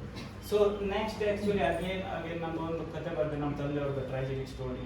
ಅವ್ರದ್ದು ಶಿಕ್ಷಕ ವೃತ್ತಿ ಭಾಳ ಸಫರ್ ಆದಾಗ ಈ ಒಂದು ನಮ್ದು ಏನೇನೇನೇನು ಟ್ಯಾಲೆಂಟ್ ಇದ್ದಾರೆ ಎಲ್ಲ ನಮ್ಮ ತಂದೆಯವ್ರು ಬಂದಿದ್ದು. ಆದರೆ ಅವ್ರಿಗೆ ಶಾಲೆಯಲ್ಲಿ ಅವ್ರದ್ದು ಶಿಕ್ಷಣ ಡಿಪಾರ್ಟ್ಮೆಂಟಿಂದ ಭಾಳ ತ್ರಾಸ ಕೊಟ್ಟಿದ್ದು. ಅದ್ರ ಬಗ್ಗೆ ಒಂದು ಬರ್ತಿದ್ದ ಮಾನಸನ್ನ ಸುಧಾದಲ್ಲಿ ಪಬ್ಲಿಷ್ ಆಯಿತು. ಆಮೇಲೆ ನೆಕ್ಸ್ಟ್ ಇನ್ನೊಂದು ಹೊಮ್ಮು ಗೋಡನ ಕತೆ ತಗೊಂಡು ಉತ್ಥಾನದಲ್ಲಿ ಅದಕ್ಕೆ ಪ್ರೈಸ್ ಸಿಕ್ತು. ಆಮೇಲೆ ಹೀಗೆ ಬಂದು ಇನ್ನೊಂದು ಸುಧಾದಲ್ಲಿ ಇನ್ನೊಮ್ಮೆ ಬಂದದ್ದು. ಆಮೇಲೆ ನಮ್ಮದು ಜಾಬ್ ರೆಸ್ಪಾನ್ಸಿಬಿಲಿಟಿ ಹೆಚ್ಚಾಯಿತು. ಮುಂದೋದ ನಂತರ ಸಾವಕಾಶ ಅದು ಕಡಿಮೆ ಆಯಿತು, ಬರೆಯೋದು ಕಡಿಮೆ ಆಯಿತು, ನಮ್ಮ ಪ್ರಯಾರಿಟಿ ಬೇರೆ ಕಡೆ ಆಯಿತು. ಈಗ ಒಂದು 5 ವರ್ಷದಿಂದ ಐ ಥಾಟ್ ಎಸ್ ನಂದು ಕೆಲಸ ಅಲ್ಲಿಂದ 8 ತಾಸು ಅಲ್ಲಿ ಮತ್ತು ಉಳಿದ ತಾಸು ನನಗೆ ನನ್ನ ಕೆಲಸ ನಾವು ಮಾಡ್ಕೊಳ್ತೀನಿ ಅಂತ. And later part actually even ನಿಮ್ಮ ಹತ್ರ ಟ್ಯಾಲೆಂಟ್ ಇದ್ರೆ should not regret and end of the ನಿಮ್ಮದು ಲೈಫ್ ಸ್ಪ್ಯಾನಲ್ಲಿ ಓಹೋ ಮಾಡಬೇಕಾಗಿತ್ತಲ್ಲ ನನ್ನ ಹತ್ರ ಇತ್ತಲ್ಲ ಯಾಕಂತ. So you should think and plan accordingly. So this is how actually ನಮ್ಮದೊಂದು ಸಣ್ಣ ಓಣಿಲಿ ಮತ್ತೊಂದು 2-3 ಸ್ಟೆಪ್ ಇದೆ, ಅಲ್ಲಿ ಹೇಳ್ತೇನೆ. ಅಲ್ಲಿ ಕೊನೆಗೆ ಈಗ ಲಾಸ್ಟ್ 1.5 ವರ್ಷ ಸ್ಪೆಸಿಫಿಕಲಿ ಈಗ ನೋಡಿದಾಗ ನಾನು ಚಿತ್ರನೂ ಫೋಟೋನು ಅದರಲ್ಲಿ ತೆಗೆಯೋದು ವಿಚಾರ, ಅದರಲ್ಲಿ ಬರೆಯೋದು ಸುಮಾರಷ್ಟು ಅದರಲ್ಲಿ ಹವ್ಯಾಸಗಳಿದೆ. ಆ್ಯಕ್ಚುಲಿ ಪ್ಲಾಸ್ಟಿಕ್ ಬಗ್ಗೆ ಇವನ್ ವರ್ಕ್ ಆದರೆ ಈ ಹಾಡು ಬರ್ತದ್ದು ಆಗ 1-2 ಅಲ್ಲಲ್ಲಿ ಬದುಕಿದ್ದೆ ನಾನು ಅಷ್ಟೇ. ಈ 1.5 ವರ್ಷದಲ್ಲಿ ಆಲ್ಮೋಸ್ಟ್ ನಾವು 1.5 ವರ್ಷದಿಂದ ಹೊರಗೆ ಕಾಲೇ ಇಟ್ಟಿಲ್ಲ, ಮನೆಯಲ್ಲೇ ಇದ್ದವರು. ಆಗ 8 ತಾಸು ಕೆಲಸ ಆದ ನಂತರ ಉಳಿದಿದ್ದೆಲ್ಲ ನಮ್ಮದೇ ಏನಿದ್ರು. ಆಗ ವಿಚಾರಗಳು ಏನೇನು ಬರ್ತಿತ್ತಲ್ಲ I just even the best part actually I use to do meditation ಮಾಡ್ತಿದ್ದೆ. ಅದರಿಂದ ಪ್ರಭಾವನೆ ಏನೂ ಗೊತ್ತಿಲ್ಲ. 1 ತಾಸು ದೀರ್ಘ ಮಾಡಿದಾಗ actually you should get a concentration on the subject. ಆಮೇಲೆ ಅದೇ ಥಾಟ್ ಪ್ರೊಸೆಸ್ ಏನಾದರೂ ಕಂಡ್ರೆ ಹೀಗೆ ಅದು again to be specific as a ನಂದು ಲೆಕ್ಕದಲ್ಲಿ ಯಾವಾಗ ಬರ್ತಿತ್ತು ಅಂದರೆ ಕೆಲವೊಂದು ವೇಳೆಯಲ್ಲಿ ಬೆಳಗ್ಗಿಂದ ಒಂದು ಟೈಮಲ್ಲಿ ಯಾವಾಗೋ ಒಂದು ಸಲ ಅವ್ರಿಗೆ ವಿಚಾರ ಬರ್ತದೆ. ಯಾವುದು ನನಗೆ ವಿಚಾರ ಬರೋದು ಹಾಸಿಗೆಗೆ ಹೋದಾಗ ಅಲ್ಲಿ ನಿದ್ದೆ ಬರೋ ಮೊದಲು ಕೆಲವರು ಮಲಗಿಲ್ಲ ಹೊರ ಅಂತ ಒಂದು ಗೋರಿಕೆ ಹೊಡಲಿಕ್ಕೆ ಶುರು ಮಾಡ್ತಾರೆ ಅವರೆಲ್ಲ. ಕೆಲವರು ಹಾಸಿಗೆ ಆದ ನಂತರ ಅಲ್ಲಿ ನಿದ್ದೆ ಬಿಡಲಿಕ್ಕೆ ಮಧ್ಯದಲ್ಲಿ ಒಂದು ಸಣ್ಣ ಪೀರಿಯಡ್ ಇರ್ತದೆ. ಆಮೇಲೆ ಅವರಿಗೂ ಗೊತ್ತಾಗದೆ ಅವರು ನಿದ್ದೆ ಹೋಗ್ಬಿಡ್ತಾರೆ. ಆ ಒಂದು ಪೀರಿಯಡಲ್ಲಿ ನನಗೆ ಅದು ಥಾಟ್ ಪ್ರೊಸೆಸ್ ಬರ್ತಿತ್ತು. ಅಕಸ್ಮಾತ್ ಅಲ್ಲೇ ನಂಗೆ ಅದು ವರ್ಡ್ಸ್ ಎಲ್ಲ ಸಿಗ್ತವೆ, ಎದ್ದುಕೊಂಡು ಬರಲಿಕ್ಕಿದೆ ಇದಲ್ಲ ಇದೇ ನೋಟ್ಬುಕ್ ಸಾರಿ ಇದೇ ಇದರಲ್ಲಿ ಬರೆದು ಒಂದು ಕಡೆ. ಆಮೇಲೆ ನಮ್ದು ಫಸ್ಟ್ ನಮ್ಮದು ರಿವ್ಯೂವರ್ ನಮ್ಮ ಮಿಸಸ್ ನಮ್ಗೆ ಅವ್ರ ಮುಂದೆ ಹೇಳ್ತಿದ್ದೆ ಇದು when I get the approval indirectly. ಆಮೇಲೆ ಅದು ಮುಂದೆ ಹೋಗ್ತಿದ್ದೀವಿ. ಸೊ ಹೀಗೆ ಬರಿತಾ ಈಗ ಒಂದು ವರ್ಷದಲ್ಲಿ ಸುಮಾರು 60-70ವರೆಗೆ ಬಂತು. ಬೇರೆ ಸಬ್ಜೆಕ್ಟ್. ಆ್ಯಕ್ಚುಲಿ ನನಗೂ ಅದು ಒಂದು ರೀತಿ ಆಶ್ಚರ್ಯವಾದದ್ದೇ. ನಾನು ಐ ಥಾಟ್ ಆ್ಯಕ್ಚುಲಿ ಅಲ್ಲಿ ಇಡೋ ಬದಲು ಒಂದು ರೀತಿ ಪುಸ್ತಕ ಮಾಡಿಟ್ರೆ ಅಟ್ಲೀಸ್ಟ್ ನಾ ರಿಟೈರ್ಡ್ ಆಗಿ ಸುಮ್ಮನೆ ಕೂತಾಗ ಓಹೋ ನಾ ಬರ್ತಿದ್ನಲ್ಲ ಇದು ಹೀಗಿತ್ತು. ಯಾಕಂದ್ರೆ ನಾ ಈಗ ಮಾಡೋದು ನೀವು ವಿಚಾರ ಅಕಸ್ಮಾತ್ ನಿಮ್ಮಲ್ಲಿ ಬಂದ ವಿಚಾರ ಕೂಡ ಮತ್ತೊಂದು ಮೂಮೆಂಟಲ್ಲಿ ಬರೋದಿಲ್ಲ. ಆ ಶಬ್ದ ಯಾವುದೋ ಸಿಕ್ಕಿಲ್ಲ, ಓಹೋ ಆ ಒಂದು ಮೂಮೆಂಟ್ ಅದೇನೋ ಅದ್ರ ಸಲುವಾಗಿ ನಾನು ಅದು ಇನ್ನೊಂದಿದೆ ದೇವ ಬರೆದ ವಿಸ್ಮಯ ಅಂತಕೊಂಡು ಇಷ್ಟು ಕಾಂಪ್ಲಿಕೇಟೆಡ್ ಬಾಡಿ ಏನು ಮಾಡಿದ್ದೀನಲ್ವಾ, ಮತ್ತಲಬ್ ಇಟ್ಸ್ ನಾಟ್ ಪಾಸಿಬಲ್. ಇನ್ನು ಯಾರೇ ಎಂಥ ಸೈಂಟಿಸ್ಟ್ ಬಂದರು ಅವ್ರಿಗೆ ವಾಪಸ್ ಇಂಥದ್ದು ಮಾಡ್ಲಿಕ್ಕೆ ಸಾಧ್ಯ ಇಲ್ಲ. Make clone that's totally different. ಅದು ಭಾವನೆ ಈಗ ಕಣ್ಣು ನೋಡ್ತಿದ್ದೀವಿ ಅಂತ ಹೇಳಿದ್ರೆ ಯಾವ ರೀತಿ ನೋಡ್ತೀವಿ, ಆಗ ಓಹೋ ಇದರಲ್ಲಿ ಏನು ರೆಟಿನಾ ಇದೆಯಾ ಅಲ್ಲ ಫಲನ ಏನೇನಿದೆ ಅಂತ ತಗೊಂಡು ಸಾರಿ ನೋ ಸೈಂಟಿಫಿಕ್ ವರ್ಡ್. ಆದರೆ ಅದು ದೃಷ್ಟಿಯಲ್ಲಿ ಬಂತು ಅಲ್ಲ, ಒಂದು ಸಣ್ಣ ಬೀಜ ಹಾಕಿದ ನಂತರ ಅದು ಎಳೆ ಆಗಿ ಒಂದೊಂದು ಪ್ಲ್ಯಾಂಟ್ ಆಗಿ ಬರ್ತದೆ. ಹೇಗೆ ಬರ್ತದೆ, ಯಾವ ರೀತಿ ಒಂದು ಗಾಡ್ಸ್ ಕ್ರಿಯೇಚರ್ ಅಂದರೆ ದಿಸ್ ಇಸ್ ಸೋ. ಇದ್ರ ಬಗ್ಗೆ ನಾವು ವಿಚಾರ ಮಾಡಲಿಕ್ಕೂ ಅದು ಬಿಯಾಂಡ್ ಏನಂತಲ್ಲ. ಕೆಲವೊಂದು ಈಗ ನಾವು ಸದ್ಯ ಮಹರ್ಷಿ ಅರವಿಂದರವ್ರದ್ದು ಇದು ಅವ್ರದ್ದು ಬಯೋಗ್ರಫಿ ಓದ್ತಿರುವಾಗ ಅನಿಸುತ್ತೆ ಸುಮಾರು ಆ ಒಂದು ದೇವ ಒಂದು ಮಟ್ಟಕ್ಕೆ ಹೋಗ್ಲಿಕ್ಕೆ ಆ ರೀತಿ ಒಂದು ನೀವು ಅಚೀವ್ ಮಾಡಬೇಕಾದ್ರೆ ಇದನ್ನು ಹಿಂದೆ ಸಾಹಿತ್ಯ ಇದು ನಮ್ಮ ಋಷಿ ಮುನಿಗಳು ಸಾಧನೆ ಮಾಡೋದಿತ್ತು. ಆ ರೀತಿ ನಮಗೆ ಅದೊಂದು ಇದಿಲ್ಲ, ಏನಂತ ಅದಕ್ಕೆ ತಾಳ್ಮೆನೂ ಇಲ್ಲ, ಆಮೇಲೆ ಅದಷ್ಟು ಮುಂದೆ ಹೋಗುವಂಥ ಇದಿಲ್ಲ. So this is what actually ನಮ್ಮದು ಒಂದು ಸಣ್ಣ ಓಣಿಯಲ್ಲಿ ಬಂದದ್ದೊಂದು ಬದುಕಿನ ಸಾಹಿತ್ಯದ ಓಣಿ. ಆ್ಯಂಡ್ ಐ ಫೀಲ್ ಮತ್ತು ಸುಮಾರಷ್ಟು ಐಡಿಯಾ ಇದೆ ತಲೆಯಲ್ಲಿ. ನನ್ನ ಐಡಿಯಾ ಸುಮಾರು ಬರ್ತಿದ್ದೆ, ನಮ್ಮ ದೋಸ್ತ ಸಂಘ ಹೇಳ್ತಿರ್ತಾನೆ ಅದೇ ಹೀಗೆ ಮಾಡು ಅಂತ ಮಾಡ್ತಿರ್ತಾನೆ. ಕೆಲವೊಂದು ಸಲ ಎಷ್ಟು ಆಗ್ತದೆ ಅಷ್ಟು ಆಗುತ್ತೆ. So always that the reason actually I always say even ನನ್ನ ಮೈ ಪ್ರೊಫೆಷ್ನಲ್ ನಾ ಕಂಪ್ನಿಗೆ ಹೋದಾಗೂ ಕೂಡ ಅವರಿಗೆ ಯಾರಾದರೂ ಹುಡುಗರು ಕಂಡ್ರೆ ನಾ ಹೇಳ್ತೇನೆ, ಇವಾಗ ನಿಮ್ಮ each individual in the world they have their own talent. And it is the responsibility of parents at home and teachers at school and managers in offices. Actually, this is their responsibility just to identify their talent and show them a path. Because you have talent, ಈ ರೀತಿ ನೀವು ಹೋಗ್ಬೋದು. Beyond that, actually, you can't do anything. One should not. It should not be kind of a spoonful. ಎಷ್ಟುವರೆಗೆ ಮಾಡ್ಬೋದು. At least ನಿನ್ನ ಹತ್ರ ಈ ಗುಣ ಇದ್ದಾಗ ನೀ ಹೀಗೆ ಮಾಡಿದ್ರೆ ನೀನು ಒಂದು ಈ ದಾರಿಗೆ ಹೋಗ್ಬೋದು, ಈ ರೀತಿ ಒಂದು ಗೈಡ್ ಮಾಡ್ಬೋದು.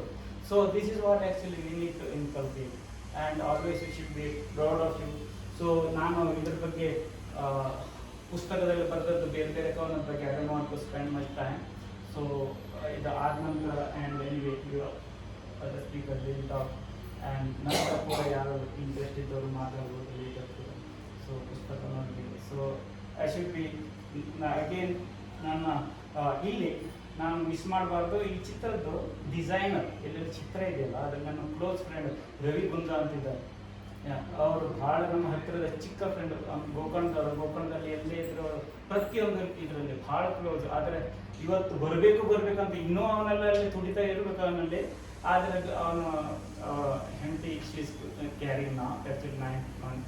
ಅದ್ರ ಸಲುವಾಗಿ ಅವನಿಗೆ ಅದು ಅಲ್ಲಿ ಬಿಟ್ಟು ಬರ್ಲಿಕ್ಕೆ ಆಗೋಲ್ಲ. ಇದು ಪೂರಾ ಡಿಸೈನ್ ಪೂರಾ ಮಾಡಿ ಅದರಲ್ಲಿ ಪ್ರತಿಯೊಂದು ಪೇಜಿನ ಚಿತ್ರ ಕೂಡ ಅವನೇ ಮಾಡಿಕೊಟ್ಟಿದ್ದಾನೆ. ಆನಂತರ ಇನ್ನು ಮುಂದುವರೆದ ಹಾಡಿಗೆ ಇನ್ನೊಂದ್ಸಲ ಸೆಪರೇಟ್ ಮಾಡೋಣ ಅಂತ. So I should be thankful to him. ಅವರಿಗೆ ನನ್ನ ಕುಟುಂಬದವರು ಎಲ್ಲಿ ನನ್ನ ಮಿಸಸ್ ಮತ್ತು ಹೆಂಡತಿ ಮತ್ತು ಮಕ್ಕಳು ಯಾವ ರೀತಿ ಸಪೋರ್ಟ್ ಮಾಡ್ತಾರೆ, ಕುಟುಂಬ ಬಂಧು ಮಿತ್ರರು, ಗುರು ಹಿರಿಯರು ಅಥವಾ ನಿಮ್ಮಂಥ ಎಲ್ಲ ಸರ್ ಇದ್ದರು. ಇದರಿಂದ one word of appreciation is more than enough for motivation, right? So that's what I believe. ಯಾವುದೇ ಕಾರಣಕ್ಕಾಗಿ ಅಟ್ಲೀಸ್ಟ್ ಆಗಿಂದಾಗ ಅಟ್ಲೀಸ್ಟ್ ಒಂದು ಅಪ್ರಿಷಿಯೇಷನ್ ಕೊಟ್ಟರೆ ಅಷ್ಟೇ ಸಾಕಾಗ್ತದೆ. ಯಾಕಂದ್ರೆ ಸಣ್ಣ ಮಗುಗೂ ಕೂಡ ಅವ್ರು ಏನೋ ಮಾಡ್ಕೊಂಡು ನಿಂತ ಹೊಸದಾಗ ನಿಂತು ಹೀಗೆ ಮಾಡಲಿಲ್ಲ ಶುರು ಮಾಡಿ ನಾವು ವಾ ಅಂದರೆ ಎಷ್ಟು ಖುಷಿ ಆಗುತ್ತಲ್ಲ ಅವರಿಗೆ. ಅದೇ ರೀತಿ ನಾವು ಏಜ್ ಆದಾಗೂ ಕೂಡ ಅದೇ ರೀತಿ ಒಂದು ಅಪ್ರಿಷಿಯೇಷನ್ ಬೇಕಾಗುತ್ತೆ ಯಾವುದೇ ಕಾರಣಕ್ಕಾಗಿ. ಅದು ಹಾಗಂತಲ್ಲ ನಮ್ಗೆ ಹೇಗೆ ಮಾಡಬಾರ್ದು ಅಂತಕೊಂಡು ಅವ್ರಿಗೆ ಎಕ್ಸ್ಪೆಕ್ಟ್ ಮಾಡ್ತಾನೆ ಬೇರೆಯವ್ರ ಅಪ್ರಿಷಿಯೇಷನ್ ಇಲ್ಲ. ಇದೊಂದು ವರ್ಡ್ ಖುಷಿ. ಅಟ್ಲೀಸ್ಟ್ ದೇವರು ಕೊಟ್ಟದ್ದು ನಿಮ್ಮನ್ನು ಕೊಟ್ಟದ್ದೇ ಭಾವನೆ, ನಿಮ್ಮನ್ನು ಕಲೆ ಇದೆ, ಅದನ್ನು ಇವರಿಗೆ ಕೊಡಿ. ನಿಮ್ಮ ಕಲೆಯನ್ನು ಉಪಯೋಗಿಸ್ಕೊಳ್ಳಿ. ಹಾಗೆ ಇನ್ನೊಬ್ರಿಗೆ ಖುಷಿ ಮಾಡಿಸಲ್ಲ. ಒಂದು पल के लिए जो आप जो अगर करेंगे ना, मतलब अगर ನಿಮ್ಮಿಂದ ಬೇರೆಯವರಿಗೆ ಖುಷಿ ಆದರೆ ಅಷ್ಟೇ ಸಾಕು. 3 ದಿನ ನಿಮ್ಮದು ಏನಾದರೂ ಪುಣ್ಯದ ಏನಾದರೂ ಕೊಡ ಏನಾದರೂ ಹೋಗ್ತಲ್ಲ, ಇಸ್ ಗೋಸ್ ಏನಂತಾರೆ ಜನ್ಮದ ನಂತರ ಹೋಗ್ತದೆ. ನೀವು ಬೇಗ ತುಂಬಿದ್ರೆ ಬೇಗ ಮುಕ್ತಿ ಹೊಂದ್ತೀರಂತ ತಿಳ್ಕೊಂಡ ಲೆಕ್ಕ. ಸೊ ಅಗೇನ್ ನಾನು ಇದು ಸಿನಾ ಪಬ್ಲಿಕೇಶನ್ಗೆ ಐ ಶುಡ್ ಬಿ ಥ್ಯಾಂಕ್ಫುಲ್. ಮತ್ತು ಎಲ್ಲರಿಗೂ ನನ್ನ ಕೃತಜ್ಞತೆಗಳು ಅಲ್ಲಿಂದ ಇಲ್ಲಿ ಹುಡ್ಕಾಡು ಬಂದೈತಿ. ಆ್ಯಂಡ್ ನನ್ನಲ್ಲಿಟ್ಟ ಪ್ರೀತಿ ವಿಶ್ವಾಸಕ್ಕೆ ಅಗೇನ್ ಎಲ್ಲರಿಗೂ ಧನ್ಯವಾದಗಳು. ನಾನು ಸಣ್ಣ ಮಾತು ನಮಸ್ಕಾರ.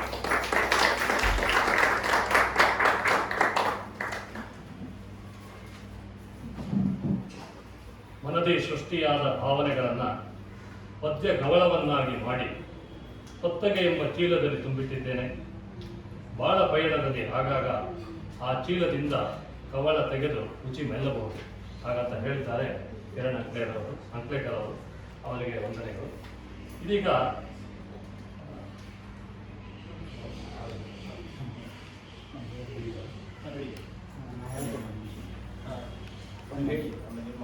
ಅವರ ಬಗ್ಗೆ ಒಂದು ಈಗ ಕೃತಿ ಹಾಗೂ ಕೃತಿಕಾರರ ಬಗ್ಗೆ ಡಾಕ್ಟರ್ ಶ್ರೀಪಾದ್ ಶೆಟ್ಟಿ ಅವರ ಒಂದು ಧ್ವನಿ ಇದೆ, ಅದನ್ನು ಕೇಳೋಣ.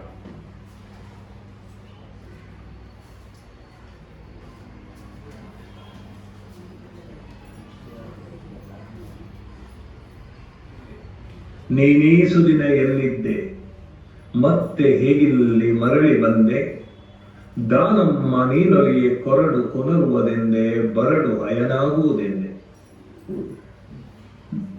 ಅನುಭಾವ ಕವಿಯಾಗಿರುವಂತಹ ಮಧುರಚಂದ್ರರು ಪ್ರತಿಭೆಯನ್ನು ಕುರಿತು ತಮ್ಮ ನನ್ನದಲ್ಲ ಎನ್ನುವ ಕವನ ಸಂಕಲನದಲ್ಲಿ ಬರೆದ ಸಾಲುಗಳಿವೆ. ಪ್ರತಿಭಾ ನವೋನವೋನ್ಮೇಷ ಶಾಲಿನಿ ಪ್ರಜ್ಞಾಮತ ಎಂದು ಭಾರತೀಯ ಕಾವ್ಯಮೀಮಾಂಸೆಯಲ್ಲಿ ಹೇಳಲಾಗುತ್ತದೆ. ಹೊಸ ಹೊಸದನ್ನು ತೆರೆದು ತೋರುವ ಗುಣವುಳ್ಳದ್ದೇ ಪ್ರತಿಭೆ. ಈ ಮಾತುಗಳನ್ನು ನಾನು ನನ್ನ ಮಿತ್ರರಾಗಿರುವಂಥ ತಮ್ಮದೇ ಆದಂತಹ ಸಾಧನೆ, ಸಂಶೋಧನೆ, ವಿಜ್ಞಾನ, ಬದುಕು ಹಾಗೂ ಜೀವನ ಪ್ರೀತಿಯಿಂದ ಹೆಸರಾಗಿರುವಂತಹ ಕಿರಣ್ ಅಂಕ್ಲೇಕರ್ ಅವರ ಬೆಳಗಿದೆ ಭಯಬೇಡ ಎನ್ನುವ ಕವನ ಸಂಕಲನವನ್ನು ಕುರಿತು ಒಂದೆರಡು ಮಾತುಗಳನ್ನು ಆಡುವ ಸಂದರ್ಭದಲ್ಲಿ ಈ ಮೇಲಿನ ಮಾತನ್ನ ಪೀಠಿಕೆಯಾಗಿ ಬೆಳೆಸ್ಕೊಂಡೆ. ಕಿರಣ್ ಅಂಕ್ಲೇಕರ್ ಅವರು ನನ್ನ ನೇರವಾದ ಶಿಷ್ಯರಲ್ಲದೆ ಹೋದ್ರು ನನ್ನ ಪರೋಕ್ಷ ಶಿಷ್ಯರು. ಅವರ ಅಣ್ಣ ವಿನೋದ ನನ್ನ ಶಿಷ್ಯ. ಅವ್ರ ಇಡೀ ಕುಟುಂಬದವರು, ರಜನಿ, ಅವ್ರ ಮನೆಯವರೆಲ್ಲರೂ ಅವರು ಅಂಕ್ಲೇಕರ್ ಮಾಸ್ಟರ್ ಮಕ್ಕಳು. ಅವ್ರ ತಂದೆ ತಾಯಿ ಇಬ್ರು ಶಿಕ್ಷಕರು. ಅವರ ಮನೆಯವರೆಲ್ಲರೂ, ಅವ್ರ ಮಕ್ಕಳೆಲ್ಲರೂ ನನಗೆ ಶಿಷ್ಯರು ಮತ್ತು ಮಿತ್ರರು. ಕಿರಣ್ ವಿಜ್ಞಾನ ವಿದ್ಯಾರ್ಥಿಯಾಗಿ ತಮ್ಮದೇ ಆದಂತ ಒಂದು ದಿಕ್ಕಿನಲ್ಲಿ ನಡೆದವರು ಮತ್ತು ಅಪಾರವಾದ ಜೀವನ ಪ್ರೀತಿಯನ್ನು ಉಳಿಸಿಕೊಂಡರು. ಬೆಳಕಿದೆ ಭಯಬೇಡ ಎನ್ನುವ ಒಂದು ಸಕಾರಾತ್ಮಕವಾದ ಚಿಂತನೆಯ ಶೀರ್ಷಿಕೆಯನ್ನು ಒಳಗೊಂಡಿರುವಂತಹ 55 ಕವಿತೆಗಳುಳ್ಳ ಕವನ ಸಂಕಲನ ಇದು. ಬಹಳ ಸುಂದರವಾದ ವಿನ್ಯಾಸದೊಂದಿಗೆ ಈ ಕವನ ಸಂಕಲನ ಅರಳಿ ಬಂದಿದೆ. ತಮ್ಮ ಚೊಚ್ಚಲು ಪ್ರಸವದ ಮೂಲಕ ಅಥವಾ ಮೊದಲ ಹೆರಿಗೆಯ ಮೂಲಕವೇ ಬದುಕುವಂತ ಮಕ್ಕಳನ್ನು ನಾನು ಕೊಡಬಲ್ಲೆ ಎನ್ನುವುದನ್ನ ಕಿರಣ್ ಅಂಕ್ಲೇಕರ್ ಅವರು ತಮ್ಮ ಕವಿತೆಯ ಮೂಲಕ ರುಜುವಾತುಪಡಿಸಿದ್ದಾರೆ. ಅವರ ಕವಿತೆಯಲ್ಲಿ ಅವರು ಹೇಳ್ತಾ ಇದ್ದಾರೆ, ಬೆಳಕಿದೆ ಭಯ ಬೇಡ. ನಮ್ಮಲ್ಲಿ ಭಯ ಪಟ್ಟೆ ನಾವು ಬಹಳ ಜನ ಸತ್ ಬಿಡ್ತೀವಿ. ಹಾವು ಕಚ್ಚಿ ಸತ್ತವರಿಗಿಂತ ಹಾವು ಕಚ್ಚಿ ಸಾಯುವವರು 20% ಜನರಂತೆ. ಆದರೆ ಹಾವು ಕಚ್ಚಿದೆ ಎನ್ನುವ ಭಯದಿಂದ ಸಾಯುವರು 80%. ಹಾಗಾಗಿ ಬೆಳಕಿದೆ ಭಯಬೇಡ ಎನ್ನುವ ಒಂದು ಒಳ್ಳೆಯ ಸಂದೇಶವನ್ನು ತಮ್ಮ ಸಂಕಲನ ಮೂಲಕ ಕೊಡ್ತಾ ಇದ್ದಾರೆ. ಇದು ಅರ್ಧ ಸತ್ಯ. ಬದುಕು ಬರೀ ಕಷ್ಟದ ಗಾದಿ, ನೆನೆದು ಮುನ್ನುಗ್ಗು ನೀ ಸಾರ್ಥಕದ ಹಾದಿ, ಕಾರ್ಗತ್ತಲ ಬದಿಗೊತ್ತಿ ಬೆಳಕ ಸಿರಿ ನೋಡು, ಕಹಿ ಮರೆತು ಸಿಹಿ ಹಂಚಿ ಹೊಸ ಜಗವ ನೋಡು. ಈ ಹೊಸ ಜಗವನ್ನ ನೋಡುವ ಕಣ್ಣು ಮತ್ತು ಮನೋಭಾವ ಇದ್ದಾಗ ಮನುಷ್ಯ ಬದುಕಿನಲ್ಲಿ ಸಾರ್ಥಕತೆಯನ್ನು ಪಡಿತಾನೆ. ಹಾಗೆ ಕಿರಣ್ ಅವರ ಈ ಸಂಕಲನದ 55 ಕವಿತೆಗಳು ಒಂದಕ್ಕೊಂದು ಭಿನ್ನವಾಗಿದೆ, ಆದರೆ ಒಂದಕ್ಕೊಂದು ಓದಿಸ್ಕೊಂಡು ಹೋಗ್ತದೆ. ಶಾಸಕನಾಗಬೇಕು, ಮುಖ್ಯಮಂತ್ರಿ ಆಗಬೇಕು ಅಂತ ಕನಸ್ಕೊಂಡವನು ವಿಧಾನಸೌಧ ಎದುರಿಗೆ ಹೋಗಿ ಬ್ಯಾಗ್ ಅನ್ನು ಕೊಟ್ಟು ಕ್ಯೂನಲ್ಲಿ ನಿಲ್ಲುವ ಪರಿ, ಅದೇ ರೀತಿಯಲ್ಲಿ ಸಂತೆಗೆ ಹೋಗಿ ಯಾರ್ಯಾರ ಹೆಂಡತಿ ಚೀಲವನ್ನ ಖರೀದಿ ಮಾಡಿಟ್ಟ ಚೀಲವನ್ನು ಕಾಯುತ್ತಾ ಬಂದ ಯಾವುದೋ ಕಂಡ ಮುಖವನ್ನು ಎಲ್ಲಿ ಕಂಡೆ, ಹೇಗೆ ಕಂಡೆ, ಯಾವಾಗ ಕಂಡೆ ಎಂದು ವಿಶ್ಲೇಷಿಸುವ ಪರಿ. ಹಾಗೆ ಸಣ್ಣ ಸಣ್ಣ ಕವಿತೆಗಳು ಎಲ್ಲ ಇಲ್ಲಿಯ ಕವಿತೆಗಳನ್ನು ನನಗೆ ಈ ಸಮಯದಲ್ಲಿ ಅಷ್ಟೊಂದು ವ್ಯಾಖ್ಯಾನ ಮಾಡ್ಲಿಕ್ಕೆ ಸಾಧ್ಯ ಇಲ್ಲ. ಆದರೆ ಅದನ್ನೆಲ್ಲವನ್ನ ಬಹಳ ಮನೋಜ್ಞವಾಗಿ ಮನಮುಟ್ಟುವಂತೆ, ನಮ್ಮ ಮನಸ್ಸು ಅರಳುವಂತೆ ಕವಿ ಕಿರಣ್ ಅಂಕ್ಲೇಕರ್ ಅವರು ಬರೆದಿದ್ದಾರೆ. ಒಂದು ಪಾತ್ರೆಯಲ್ಲಿ ಅನ್ನ ಬೆಂದಿದೆಯೋ ಇಲ್ವೋ ಅಂತ ನೋಡ್ಲಿಕ್ಕೆ ಅಲ್ಲಿ ಎಲ್ಲ ಅನ್ನದ ಅಗಲುಗಳನ್ನ ತೆಗೆದುಕೊಂಡು ನೋಡ್ಬೇಕಾಗಿಲ್ಲ.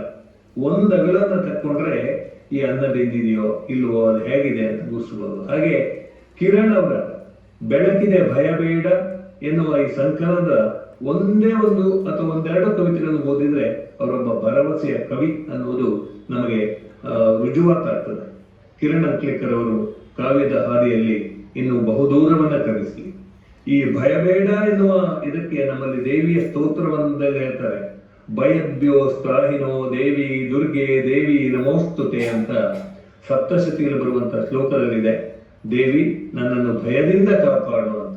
ಹಾಗೆ ಕಿರಣ್ ಅಂಕ್ಲೇಕರ್ ಅವರು ಅದೇ ರೀತಿಯಲ್ಲಿ ಬೆಳಕಿದೆ, ಭಯ ಬೇಡ, ಕರುಣಗಳು ಬಾ ಬೆಳಕೆ ಕೈ ಹಿಡಿದು ನಡೆಸೆನ್ನನು, ಇರುಳು ಕತ್ತಲೆಯ ಗವಿ ಮನೆ ದೂರ, ಮುನ್ನ ಇಂತಿರದಾದೆ ನಿನ್ನ ಬೇಡದೆ ಹೋದೆ ಕೈ ಹಿಡಿದು ನಡೆಸೆಂದು ಎಂತ ನ್ಯೂಮನ್ನ ಕವಿತೆಯನ್ನ BMC ಅವರು ಕರುಣಾಳು ಬೆಳಕೆ ಅಂತ ಅನುವಾದಿಸ್ತಾರೆ. ಹಾಗೆ ಮೊದಲ ಬಾರಿಗೆ ಬೆಳಕಿದೆ ಭಯಬೇಡ ಎಂದು ಒಂದು ಸಂದೇಶವನ್ನ ತಮ್ಮ ಕವಿತೆಗಳ ಮೂಲಕ ನೀಡಿರುವಂತ ನನ್ನ ಮಿತ್ರರಾಗಿರುವಂತ ವಿಜ್ಞಾನಿಗಳಾಗಿರುವಂತ ಪರಿಸರ ಬಗ್ಗೆ ಅಪಾರವಾದ ಕಾಳಜಿಯುಳ್ಳಂತ ಕಿರಣ್ ಅವರ ಈ ಕವನ ಸಂಕಲನ ಇಡೀ ನಾಡಿನಾದ್ಯಂತ ಒಂದು ಸಂಚಲನವನ್ನು ಉಂಟು ಮಾಡಲಿ.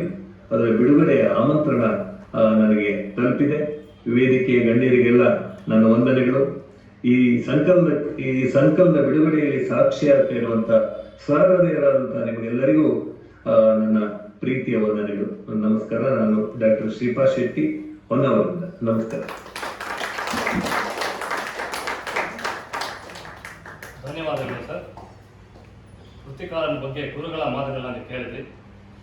ಇದೇ ಕಿರಣ್ ಅಂಕ್ಲೇಕರ್ ಅವರ ಬಗ್ಗೆ ಸುಧಾ ಗಡಿಯಾರ್ ಅವರು ಈಗ ಒಂದು ಸ್ಥೂಲ ಪರಿಚಯವನ್ನು ಮಾಡ್ತಾ ಇದ್ದಾರೆ. ಸುಧಾ ಗಡಿಯಾರ್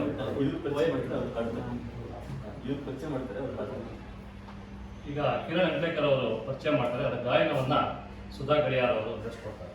ದಯವಿಟ್ಟು ವೇದಿಕೆಗೆ ಬರ್ತಾರೆ.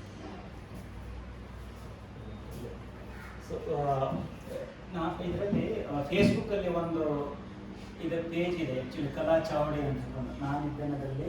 ಇದು ಚಂದ್ರಿಕಾ ಬದ್ರಿನಾಥ್ ಅಂತ ಮೇಡಮ್ ಇದ್ದಾರೆ, ಅವರು ಕ್ರಿಯೇಟ್ ಮಾಡಿದ್ದು. ಅದರಲ್ಲಿ ಯಾವುದೇ ಸಾಹಿತಿಗಳು, ಹಾಡು ಹೇಳೋರು, ಏನೇನೋ ಕಲಾವಿದರು ಅವರವರ ಹಾಡುಗಳನ್ನು, ಕವನಗಳನ್ನು ಪೋಸ್ಟ್ ಮಾಡ್ತಾರೆ. ಅದು ವೆರಿ ಡಿಸಿಪ್ಲಿನ್. ಈ ದಿವಸ ಈ ಪೋಸ್ಟ್ ಮಾಡಬೇಕು, ಇದೇ ರೀತಿ ಅಂತ ಹಾಕೊಂಡಿದೆ. ಅದರಲ್ಲಿ ನಾನು ಒಂದು ಮೆಂಬರ್ ಆಗಿದ್ದೆ. ಅದರಲ್ಲಿ ಬುಧವಾರ ದಿವಸ ನಂದು ಆ ದಿನ ಪೋಸ್ಟ್ ಮಾಡ್ತೇನೆ, ಮತ್ತು ಒಂದು ದಿನ ಬೇರೆ ಬೇರೆ ಹಾಡು ಹೇಳೋರು ಹೇಳ್ತಾರೆ. ಭಾಳ ಚೆನ್ನಾಗಿದೆ. ಈಗದು ಆ್ಯಕ್ಚುಲಿ ಈಗ span of 1 year more than 10,000 ಆಗಿರ್ಬೋದು. ಆ್ಯಕ್ಚುಲಿ ಅಷ್ಟು ಜನ ಅದರಲ್ಲಿ ಮೆಂಬರ್ಸ್ ಆಗಿದ್ದಾರೆ. ನಾನು ಒಂದು ದಿನ ನಂದು ಒಂದು ಪೋಯಮ್ ಇದರಲ್ಲಿ ಏನಿದೆಯಲ್ಲ ಕೃಷ್ಣನ ಬಗ್ಗೆ, ಅದು ನಾನು ಒಂದು ಬುಧವಾರ ದಿವಸ ನಾನು ಪೋಸ್ಟ್ ಮಾಡಿದೆ. 2 ದಿನ ನಂತರ ಅದ್ರ ಮೊದಲು ನಾನು ನೋಡ್ತಿದ್ದೆ ಅದರಲ್ಲಿ ಯಾರ್ಯಾರು ಹಾಡು ಹೇಳ್ತಿದ್ದಾರೆ ಅಂತ. ಅದರಲ್ಲಿ ಒಬ್ಬರು ಬರ್ತಿದ್ರು, ಸುಧಾ ಗಡಿಯಾರ್ ಅಂತ ಹೇಳ್ಕೊಂಡು. ಆ್ಯಕ್ಚುಲಿ ಅವರೊಂದು ಹಾಡು ಶೈಲಿ ನೋಡಿದ್ರೆ ನನಗೆ ಒಬ್ಬರು ದೇವಿ ಆಗಿ ರೂಪದಲ್ಲಿ ಒಬ್ಬರು ಹಾಡು ಹೇಳ್ತಿದ್ದಾರೆ ಅಂತ ಅಷ್ಟು ಖುಷಿ ಅನಿಸಿತ್ತು. ಆಗ ನಂಗೆ ಅನಿಸಿತ್ತು, ಓಹೋ ಇವರು ನಂದೊಂದು ಹಾಡು ಹೇಳೋದಿದ್ರೆ ಅಂತ ಮನಸ್ಸಿಗೆ ಬಂದಿತ್ತು. ಹೌದು, ಅದೊಂದು ಆಕೆ ಶ್ರೀಕೃಷ್ಣನ ಅದು ಇಚ್ಛೆ ಇರಬೇಕು. 2-3 ದಿವಸದ ನಂತರ ಅವರಿಗೂ ನಮ್ಗೆ ಏನೂ ಪರಿಚಯ ಇಲ್ಲ. ಅದು ಹಾಡು ಕೇಳಿ ಅವರು ಒಂದಿನ ಅವ್ರು ಅದರಲ್ಲಿ ಹಾಡು ಹೇಳಿದ್ರೆ ಕೃಷ್ಣ ಅಂತ ಹೇಳಿದ್ದು ನನಗೆ ಇಷ್ಟು ಹತ್ತಿರ ಅಂತ ಹೇಳಿದ್ರೆ, ಕೃಷ್ಣನೇ ಅವ್ರ ಹತ್ರ ಹೇಳಿಸಿ ನಾನೊಂದು ಹಾಡನ್ನು ಸಿಲೆಕ್ಟ್ ಮಾಡಿ ಅವ್ರ ಹತ್ರ ಹೇಳಿಸಿದೆ ಅಂತ ಹಾಕೊಂಡು ಖುಷಿ ಆಯ್ತು. ಅದು ಸಲ ನಾವು ರಿಕ್ವೆಸ್ಟ್ ಮಾಡಿ ದಯವಿಟ್ಟು ಇದರಲ್ಲಿ ಬಂದು ಅದು ನನ್ನೊಂದು ಹಾಡು ಅದೊಂದು ಹೇಳಿದ್ರೆ ಅವ್ರಿಗೆ ಖುಷಿ ಆಗುತ್ತೆ ಅಂತ ದಯವಿಟ್ಟು.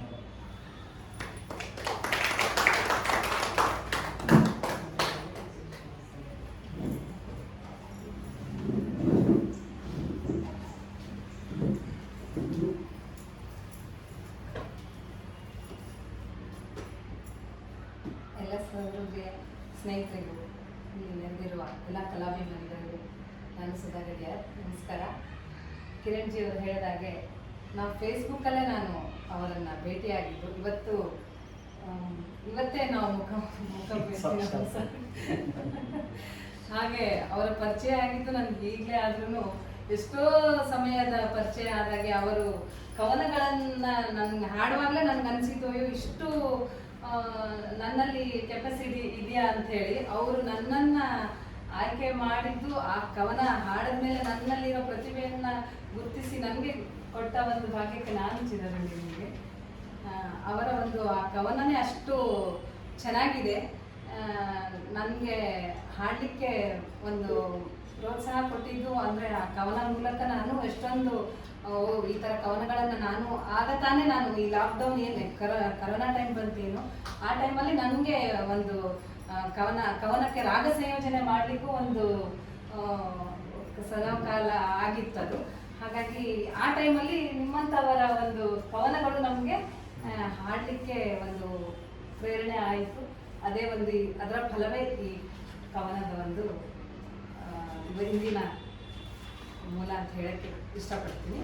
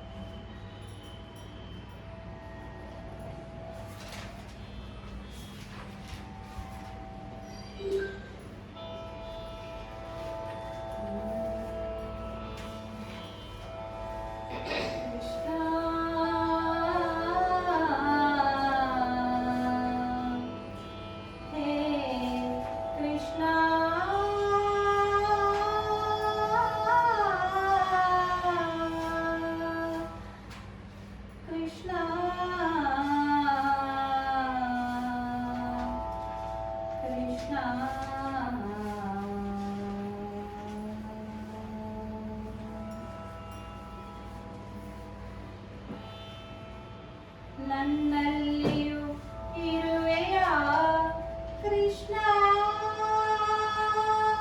ನನ್ನಲ್ಲಿಯೂ ಇರುವೆಯ ಕೃಷ್ಣ.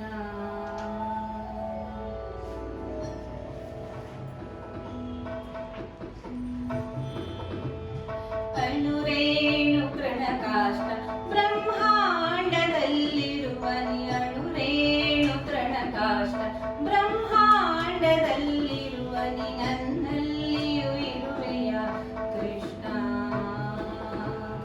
ನನ್ನಲ್ಲಿಯೂ ಇರುವೆಯ ಕೃಷ್ಣ, ನನ್ನಲ್ಲಿಯೂ ಇರುವೆಯ ಕೃಷ್ಣ. ಅಣುರೇಣು ತೃಣಕಾಷ್ಟ ಬ್ರಹ್ಮಾಂಡದಲ್ಲಿರುವ ನೀ, ನನ್ನಲ್ಲಿಯೂ ಇರುವೆಯ ಕೃಷ್ಣ, ನನ್ನಲ್ಲಿಯೂ ಇರುವೆಯ ಕೃಷ್ಣ, ನನ್ನಲ್ಲಿಯೂ ಇರುವೆಯ ಕೃಷ್ಣ.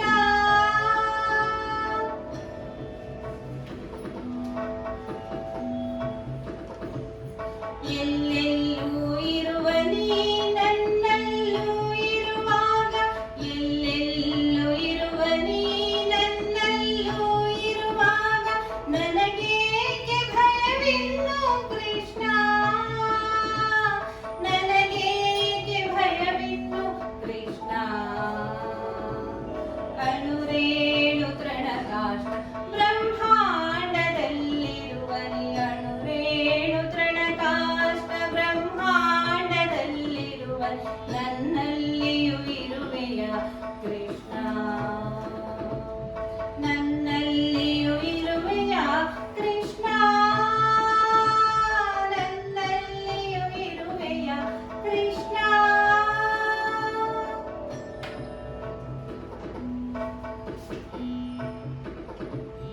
ನನ್ನಲ್ಲಿ ಇದ್ದರೂ ನಿನ್ನನರಿಯದ ಮರುಳು, ನನ್ನಲ್ಲಿ ಇದ್ದರೂ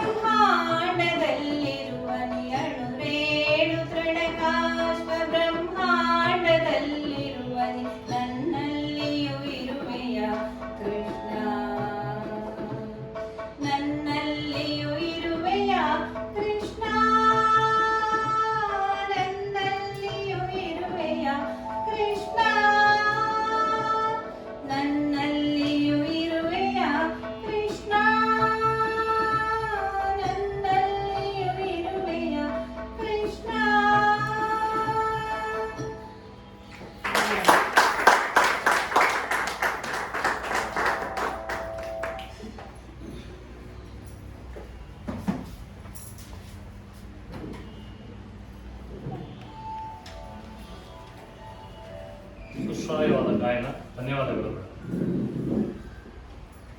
ಈ ಕವಿ ಸಾಹಿತ್ಯ ಲೋಕದಲ್ಲಿ ಸಾರ್ವಭೌಮ ಅಂತ ಹೇಳ್ತಾರೆ. ಯಾಕೆಂದರೆ ಕಾವ್ಯ ಅನ್ನೋದು ಹೃದಯದ ಕಣ್ಣು. ಹೊರಗಣ್ಣು ಕಾಣೋದನ್ನ ಒಳಗಣ್ಣು ಕಾಣುತ್ತೆ ಅಂತ. ಕಂಡದ್ದನ್ನೆಲ್ಲ ಕಾವ್ಯಾಭಿವ್ಯಕ್ತಿಯ ಮೂಲಕ ಕವಿಯನ್ನು ವ್ಯಕ್ತಪಡಿಸ್ತಾನೆ. ಸಾಹಿತ್ಯದಲ್ಲಿ ಕವಿ ಸಾರ್ವಭೌಮ. ಈಗ ಈ ಕೃತಿಯನ್ನು ಬಿಡುಗಡೆ ಮಾಡಿದಂತಹ ನಮ್ಮ ಚಕ್ರವರ್ತಿಗಳು ಏನು ಹೇಳ್ತಾರೆ ಅಂತ ಹೇಳೋಣ. ರೋಹಿತ್ ಚಕ್ರವರ್ತಿಗಳು ಬರಬೇಕು.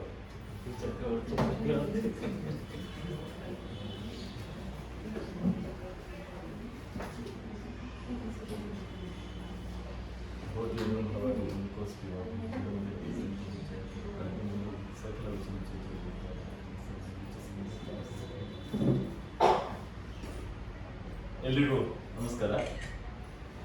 ಇದೇನು ಹೊರಗಿನ ಕಾರ್ಯಕ್ರಮ ಅಲ್ಲ, ನಮ್ಮದೇ ಕಾರ್ಯಕ್ರಮ ಅಂತ ಒಂದು ಆತ್ಮೀಯತೆ.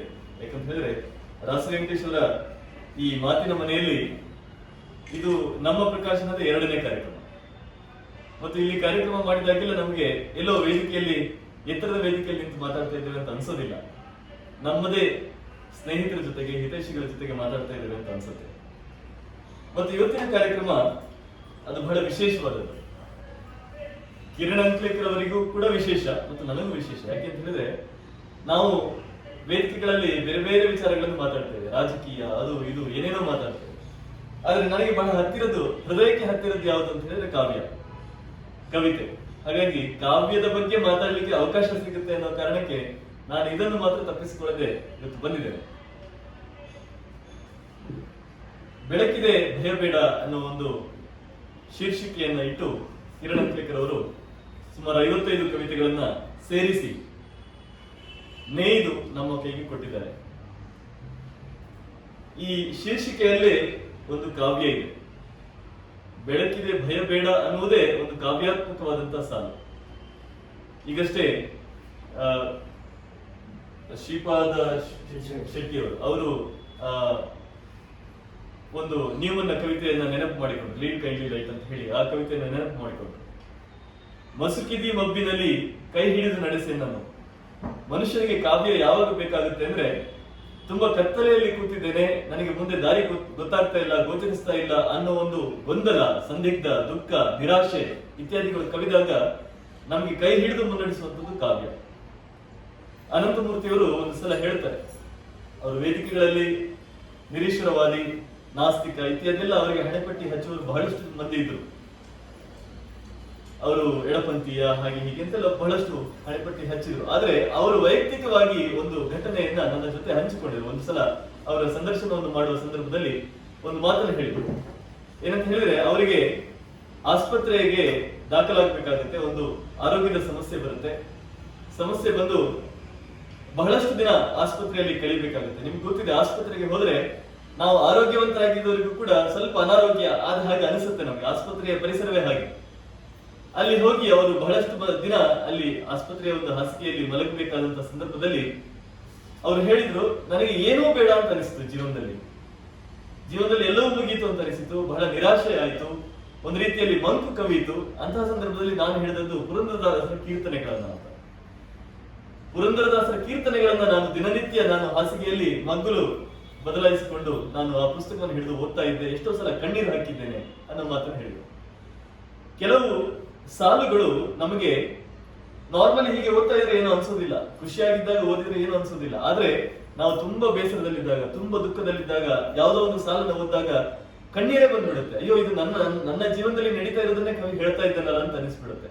ಹಾಗಾಗಿ ಆ ಒಂದು ಕ್ಷಣದಲ್ಲಿ ನಿಮಗೆ ಜಗತ್ತಿನ ಯಾರೂ ನಿಮ್ಮ ಜೊತೆ ಇಲ್ಲ, ಮಾತಾಡೋದಕ್ಕಿಲ್ಲ, ನಿಮ್ಮ ಕಷ್ಟಗಳನ್ನು ಹಂಚಿಕೊಳ್ಳೋದಕ್ಕೆ ಯಾರೂ ಇಲ್ಲ ಅಂತಾದಾಗ ನಿಮ್ಮ ಹತ್ರ ಬಂದು, ಇಲ್ಲ ನಾನಿದ್ದೇನೆ, ನಿನ್ನ ಜೊತೆ ನಾನು ಕೂತ್ಕೊಂಡು ಮಾತಾಡ್ತೇನೆ, ನಿನಗೆ ಭರವಸೆ ಕೊಡ್ತೇನೆ ಅಂತ ಹೇಳುವಂಥದ್ದು ಕವಿತೆ, ಕಾವ್ಯ. ಅದಕ್ಕೇನೆ ಬಹುಶಃ ನಮ್ಮಲ್ಲಿ ಯಾವುದೇ ನ್ಯಾಯ ಪುಸ್ತಕಗಳಿಲ್ಲ. ನೀವು ನೋಡಿದ್ರೆ ಬೇರೆ ದೇಶಗಳಲ್ಲಿ ಕಾನೂನು ಪುಸ್ತಕಗಳನ್ನು ಮಾಡ್ತಾರೆ.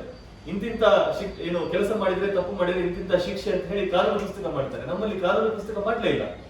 ಯಾಕೆ ಅಂತ ಹೇಳಿದ್ರೆ, ನಮ್ಗೆ ನಮ್ಮ ಹಿರಿಯರು, ನಮ್ಮ ಪೂರ್ವಿಕರು, ನಮ್ಮ ಋಷಿಗಳು ಕೊಟ್ಟದ್ದು 2: ರಾಮಾಯಣ, ಮಹಾಭಾರತ. 2 ಕಾವ್ಯಗಳು. ಒಂದನ್ನು ಆದಿಕಾವ್ಯ ಅಂತ ಹೇಳ್ತೇವೆ, ಇನ್ನೊಂದು ಮಹಾಕಾವ್ಯ ಅಂತ ಹೇಳ್ತೇವೆ. ಯಾಕೆ ಅಂತ ಹೇಳಿದ್ರೆ, ಅಲ್ಲಿ ಬರುವ ಪಾತ್ರಗಳು ಅವೆಲ್ಲವೂ ಕೂಡ ನಾವೇ.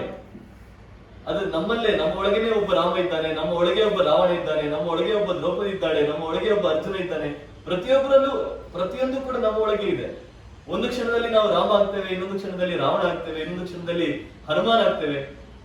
ಮತ್ತು ನಮ್ಮ ಜೀವನದಲ್ಲಿ ಏನೇನು ಸಮಸ್ಯೆಗಳು ಬರುತ್ತೋ, ಯಾವ್ಯಾವ ಕಷ್ಟಗಳನ್ನ ನಾವು ಎದುರಿಸ್ತೇವೋ, ಆವಾಗೆಲ್ಲ ನಾವು ಆ ರಾಮಾಯಣವನ್ನ ಮಹಾಭಾರತವನ್ನು ತೆಗೆದ್ರೆ ಅಲ್ಲಿ ಯಾವುದೋ ಒಂದು ಮಾತು, ಯಾವುದೋ ಒಂದು ಶ್ಲೋಕ, ಯಾವುದೋ ಒಂದು ಪಾತ್ರ, ಯಾವುದೋ ಒಂದು ಸಂಭಾಷಣೆ ನಮಗೆ ದಾರಿಯನ್ನು ತೋರಿಸುತ್ತೆ. ನೀನು ಹೀಗೆ ಹೋಗ್ಬೇಕು ಅಂತ ಹೇಳಿ ಅದು ಹೇಳುತ್ತೆ. ಕೆಲವು ಕಡೆಯಲ್ಲಿ ಒಂದು ಪದ್ಧತಿ ಇದೆ, ಒಂದು ದೊಡ್ಡ ಗ್ರಂಥವನ್ನು ಇಟ್ಕೊಂಡಿರ್ತಾರೆ, ಯಾರಾದ್ರೂ ಸಮಸ್ಯೆ ಹೇಳ್ಕೊಂಡು ಬಂದ್ರೆ ಆ ಗ್ರಂಥವನ್ನು ಓಪನ್ ಮಾಡ್ತಾರೆ, ಅದರಲ್ಲಿ ಯಾವ ಶ್ಲೋಕ ಯಾವ ಪುಟ ಅವರಿಗೆ ಬರುತ್ತೋ ಅದನ್ನ ಇಟ್ಕೊಂಡು ಅವರ ಪರಿಹಾರವನ್ನು ಹೇಳುವಂಥದ್ದು ಕೆಲವು ಕಡೆಯಲ್ಲಿ ಇದೆ. ನೀವು ರಾಮಾಯಣ ಮಹಾಭಾರತವನ್ನು ಇಟ್ಟುಕೊಂಡು ನೀವು ಯಾವ ಪುಟವನ್ನು ತೆಗೆದರೂ ಕೂಡ ಅಲ್ಲಿ ನಿಮ್ಮ ಜೀವನಕ್ಕೆ ಬೆಳಕಾಗುವಂತ ಒಂದು ಮಾತು ಕಾಣುತ್ತೆ, ನಮ್ಮ ಜೀವನಕ್ಕೆ ಭರವಸೆ ಕೊಡುವಂತ ಒಂದು ಮಾತು ಕಾಣುತ್ತೆ. ಅದು ಕಾವ್ಯ. ಕಾವ್ಯ ಅಂದ್ರೆ ನಾವು ಯಾವಾಗ ಸಮಸ್ಯೆಯಲ್ಲಿದ್ದೇವೋ, ಯಾವಾಗ ತೊಂದರೆಯಲ್ಲಿದ್ದೇವೋ ಆಗ ನಮ್ಮ ಕೈ ಹಿಡಿದು ಮುನ್ನಡೆಸುವಂಥದ್ದು. ಜಗತ್ತಿನಲ್ಲಿ ಯಾರೂ ಇಲ್ಲ ಅಂತ ಅನಿಸುವಾಗ ಇದು ಒಂದಿದೆ ಅಂತ ನಮಗೆ ಭರವಸೆ ಕೊಡುವಂಥದ್ದು ಅದು ಕಾವ್ಯ. ಹಾಗಾಗಿ ಕಾವ್ಯದ ಉದ್ದೇಶವೇ ಬೆಳಕಿಗೆ ಭಯ ಬೇಡ ಅಂತ ಹೇಳುವಂಥದ್ದು. ಹಾಗಾಗಿ ನಾನು ಹೇಳಿದೆ ಆ ಶೀರ್ಷಿಕೆ ಬಹಳ ಕಾವ್ಯಾತ್ಮಕವಾಗಿದೆ ಅಂತ. ನಾನು ನನ್ನ ಪ್ರಾರಂಭದಲ್ಲಿ ಹೇಳಿದೆ ಕಾವ್ಯ ನನಗೆ ತುಂಬಾ ಹತ್ತಿರ ಅಂತ. ಯಾಕೆಂದ್ರೆ ಇವತ್ತು ನಾನು ಏನೇನೋ ಬರೆದಿರಬಹುದು, ಆದ್ರೆ ನಾನು 7-8ನೇ ಕ್ಲಾಸ್ ನಲ್ಲಿ ಇದ್ದಾಗ ಅಧ್ಯಯನ ಮಾಡ್ತಾ ಇದ್ದಾಗ ಒಂದು ಸಲ ಟೆರೇಸ್ ನಲ್ಲಿ ಕೂತಿದ್ದೆ. ಜನವರಿ ತಿಂಗಳ 14ನೇ ತಾರೀಕು. ಅವತ್ತು ನೋಡ್ತಾ ಇದ್ರೆ ಮೋಡಗಳು ಆಗ್ತಾ ಇದೆ ಆಕಾಶದಲ್ಲಿ. ಸ್ವಲ್ಪ ಹೊತ್ತಿನಲ್ಲಿ ಮಳೆ ಬರೋದಕ್ಕೆ ಶುರು ಆಯ್ತು. ನನಗೆ ಗೊತ್ತೇ ಇರಲಿಲ್ಲ ಜನವರಿಯಲ್ಲೂ ಮಳೆ ಬರುತ್ತೆ ಅನ್ನೋದು ಗೊತ್ತೇ ಇರಲಿಲ್ಲ, ಚಿಕ್ಕ ಹುಡುಗ ನಾನು. ಆವಾಗ ಆ ಒಂದು ಮಳೆ ಬಂದ ಆ ಒಂದು ಮುಂಜಾನೆಯ ಒಂದು ಘಟನೆಯನ್ನ ಇಟ್ಕೊಂಡು ಅವತ್ತೇ ಅಲ್ಲೇ ಕೂತ್ಕೊಂಡು ಒಂದು ಕಾವ್ಯ ಬರೆದೆ, ಒಂದು ಕವಿತೆಯನ್ನು ಬರೆದೆ. ಏನಂತ ಹೇಳಿದ್ರೆ, ಬಂತು ಮಳೆ ಬರಬಾರದಿದ್ದರೂ ಜನವರಿಗೆ, ಹಾಡುತ್ತಿವೆ ಹಕ್ಕಿಗಳು ಬಾನಿನಲ್ಲಿ, 3 ದಿನಗಳ ಬಳಿಕ ಮಿಂದ ನೀರೆಯ ಹೆರಳ ಹಾಗೆ ಮಲ್ಲೆಯ ಮಲೆಪಾತಿಯಲ್ಲಿ. ಇವತ್ತು ನನಗೆ ನೆನಪಿದೆ, ನಾನು 7-8ನೇ ಕ್ಲಾಸ್ ನಲ್ಲಿ ಇದ್ದಾಗ ಬರೆದ 4 ಸಾಲು. ಬಂತು ಮಳೆ ಬರಬಾರದಿದ್ದರೂ ಜನವರಿಗೆ, ಹಾಡುತ್ತಿವೆ ಹಕ್ಕಿಗಳು ಬಾನಿನಲ್ಲಿ, 3 ದಿನಗಳ ಬಳಿಕ ಮಿಂದ ನೀರೆಯ ಹೆರಳ ಹಾಗೆ ಮಲ್ಲೆಯ ಮಲೆಪಾತಿಯಲ್ಲಿ. ನಿಮ್ಗೆ ಗೊತ್ತಿರುತ್ತೆ, 3 ದಿನಗಳ ನಂತರ ತಲೆಗೆ ಸ್ನಾನ ಮಾಡ್ಕೊಂಡು ಬರ್ತಾರೆ ಹೆಂಗಳೆಯರು. ಅವರ ತಲೆ ಹೇಗಿರುತ್ತೆ, ಮೊಲ್ಲೆಯ ಮಾಲೆ, ಮಲ್ಲಿಗೆ ಒಂದು ಗಿಡ, ಪಾತಿಯಲ್ಲಿರುವಂತ ಗಿಡ, ಅದು ಮಳೆ ಬಂದ್ರೆ ಹೇಗಿರುತ್ತೆ ಅನ್ನೋದು ನಿಮ್ಗೆ ಗೊತ್ತಿರುತ್ತೆ. ಸೊ ಅದನ್ನ ನೋಡ್ಕೊಂಡು ನನಗೆ ಇವತ್ತು ಆಶ್ಚರ್ಯ ಆಗುತ್ತೆ, ಅಂತ ಒಂದು ಸಾಲುಗಳನ್ನ ನಾನು ಬರ್ದ, ಅದು ಕೂಡ 7-8ನೇ ಕ್ಲಾಸ್ ನ ಹುಡುಗ ಬರ್ದ ಅಂತ. ಅಂದ್ರೆ ಆ ಕಾವ್ಯವನ್ನು ಬರೆಯುವಾಗ ನಾವಾಗಿರುವ ಜೊತೆಗೇನೆ ನಮ್ಮ ಜೊತೆಗೆ ಇನ್ನೊಂದು ಯಾವುದೋ ಒಂದು ಶಕ್ತಿ ಬಂದು ಸೇರ್ಕೊಳ್ಳುತ್ತೆ ಅಂತ ನನಗೆ ಅನ್ಸುತ್ತೆ. ಅದು ಬಹುಶಃ ಕಾವ್ಯ ಬರೆಯುವ ಎಲ್ಲರಿಗೂ ಅನಿಸಿರ್ಲೇಬೇಕು. ನಮ್ಮಲ್ಲಿ ಕಿರಣ ಅವರು ಕವಿ, ನಮ್ಮ ನಿರೂಪಣೆ ಮಾಡ್ತಿರುವಂತ ರಾಸು ವೆಂಕಟೇಶ್ ಅವರು ಕೂಡ ಒಂದು ಒಳ್ಳೆಯ ಕವಿ ಆಗುವಾಗ ನಾವಾಗಿರುವ ಜೊತೆಗೆ ಇನ್ನೊಂದೇನೋ ಒಂದು ಅಂಶವನ್ನ ನಾವು ಆವಾಹಿಸಿಕೊಳ್ತೇವೆ ಅಂತ ಅನ್ಸುತ್ತೆ. ಕುವೆಂಪು ಅವರು ಹೇಳ್ತಾರೆ, ಆನಂದಮಯ ಈ ಜಗತ್ತದ ಏತಕ್ಕೆ ಭಯ ಮಾಡ. ನೋಡಿ, ಅಲ್ಲಿ ಕೂಡ ಭಯ ಬೇಡ ಅಂತ ಹೇಳುವಂತ ಮಾತನ್ನು ಕುವೆಂಪು ಅವರೇ ಹೇಳಿದ್ದಾರೆ. ಏತಕ್ಕೆ ಭಯ ಮಾಡ, ಸೂರ್ಯೋದಯ ಚಂದ್ರೋದಯ ದೇವರ ದಯ ಕಾಣು. ಆ ಸೂರ್ಯೋದಯ ಚಂದ್ರೋದಯಗಳು ಅದು ದೇವರ ದಯ ಅಂತ ಗೊತ್ತಾಗ್ಬೇಕಾದ್ರೆ ಅವನು ಕವಿ ಆಗ್ಬೇಕಾಗುತ್ತೆ. ಇಲ್ಲಿದ್ರೆ ಎಲ್ಲರೂ ನೋಡ್ತಾರೆ, ಎಲ್ಲರೂ ಸೂರ್ಯೋದಯ ಚಂದ್ರೋದಯ ಪ್ರತಿದಿನ ನೋಡ್ತೀವಿ ನಾವು, ಅದ್ರಲ್ಲೇನು ವಿಶೇಷನೇ ಇಲ್ಲ. ಮೀನು ಹಿಡಿಯೋ ಬೆಸ್ತ ದಿನ ನೋಡ್ತಾನೆ, ಸೂರ್ಯೋದಯವನ್ನು ನೋಡ್ತಾನೆ, ಚಂದ್ರೋದಯವನ್ನು ನೋಡ್ತಾನೆ. ಆದ್ರೆ ಅದು ಕೂಡ ಒಂದು ದೇವರ ದಯ ಅಂತ ಹೇಳುವಂತ ಒಂದು ಪ್ರಜ್ಞೆ ಬರ್ಬೇಕಲ್ಲ, ಒಂದು ಜ್ಞಾನ ಬರ್ಬೇಕಲ್ಲ, ಅದಕ್ಕೆ ಪ್ರತಿಯೊಬ್ಬ ಕೂಡ ಕವಿ ಆಗ್ಬೇಕಾಗುತ್ತೆ. ಆ ಕವಿಯ ಕಣ್ಣು ಅಂತ ಹೇಳುವಂಥದ್ದು ಅದಕ್ಕೇನೆ. ಅದು ಸಾಮಾನ್ಯರು ನೋಡುವುದನ್ನ ಬಿಟ್ಟು ಹೊರಗಿನ ಒಂದು ವಿಶೇಷವಾದದ್ದನ್ನು ನೋಡುತ್ತೆ ಅಂತ. ಅದಕ್ಕೆ ಒಂದು ಗಾದೆ ಇದೆ, ರವಿ ಕಾಣುತ್ತನ್ನು ಕವಿ ಕಾಣುತ್ತಾನೆ. ಏನು ರವಿ ಕಾಣುತ್ತನ್ನ ಕವಿ ಕಾಣುತ್ತಾನೆ ಅಂದ್ರೆ ಏನರ್ಥ? ರವಿ ಇಡೀ ಜಗತ್ತನ್ನು ನೋಡ್ತಾನೆ, ಅವನ ಬೆಳಕು ಹೋಗದೇ ಇರುವಂತ ಜಾಗವೇ ಇಲ್ಲ. ಆದ್ರೆ ಅವನ ಬೆಳಕು ನಮ್ಮ ಹೃದಯದ ಒಳಗೆ ಹೋಗುವುದಿಲ್ಲ.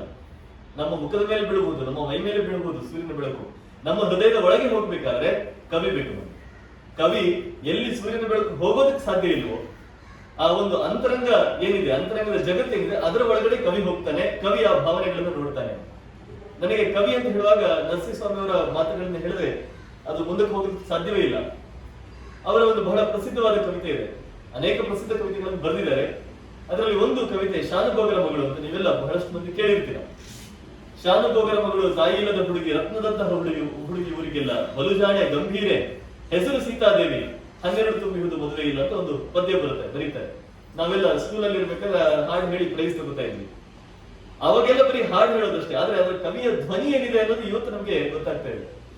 ಅಲ್ಲಿ ಒಬ್ಳು ಶಾನುಭೋಗರ ಮಗಳಿದ್ದಾಳೆ, ಅವಳಿಗೆ 12 ವರ್ಷ ಆಗಿದೆ, ಇನ್ನೂ ಮದುವೆ ಆಗಿಲ್ಲ. ಆ ಕಾಲದ ಪರಿಸ್ಥಿತಿ ಹಾಗೆ ಇತ್ತು. 10-12 ವರ್ಷಕ್ಕೆಲ್ಲ ಮದುವೆ ಆಗಿ ಗಂಡನ ಮನೆಗೆ ಹೋಗ್ಬೇಕಾಗಿತ್ತು. ಮದುವೆ ಆಗಿಲ್ಲ ಅಂತ ಹೇಳಿ ಎಲ್ಲರೂ ಪಾಪ ಅಯ್ಯೋ ಮದುವೆ ಆಗಿಲ್ವಲ್ಲ, 12 ವರ್ಷ ಆಯ್ತಿಂದ ಮದುವೆ ಆಗಿಲ್ವಲ್ಲ ಅಂತ ಹೇಳ್ತಾ ಇರ್ತಾರೆ. ಒಂದು ಹುಡುಗ ಬರ್ತಾನೆ, ಪಕ್ಕದ ಊರಿನ ಒಬ್ಬ ಹುಡುಗ ಬರ್ತಾನೆ. ಹುಡುಗ ಬಂದು ಹೆಣ್ಣು ನೋಡುವಂತ ಶಾಸ್ತ್ರ ಆಗುತ್ತೆ. ಇವಳು ಒಳಗೆ ಸೇರ್ಕೊಳ್ತಾಳೆ. ಸೇರ್ಕೊಂಡು ತಂದೆ ಬರ್ತಾರೆ. ತಂದೆ ಬಂದು ಕೇಳ್ತಾರೆ, ಏನಮ್ಮ ನಿನ್ನ ಅಭಿಪ್ರಾಯ ಏನು, ಹುಡುಗ ಬಂದಿದ್ದಾನೆ, ಒಪ್ಪಿಗೆ ಆಯ್ತಾ ನಿಮಗೆ ಅಂತ.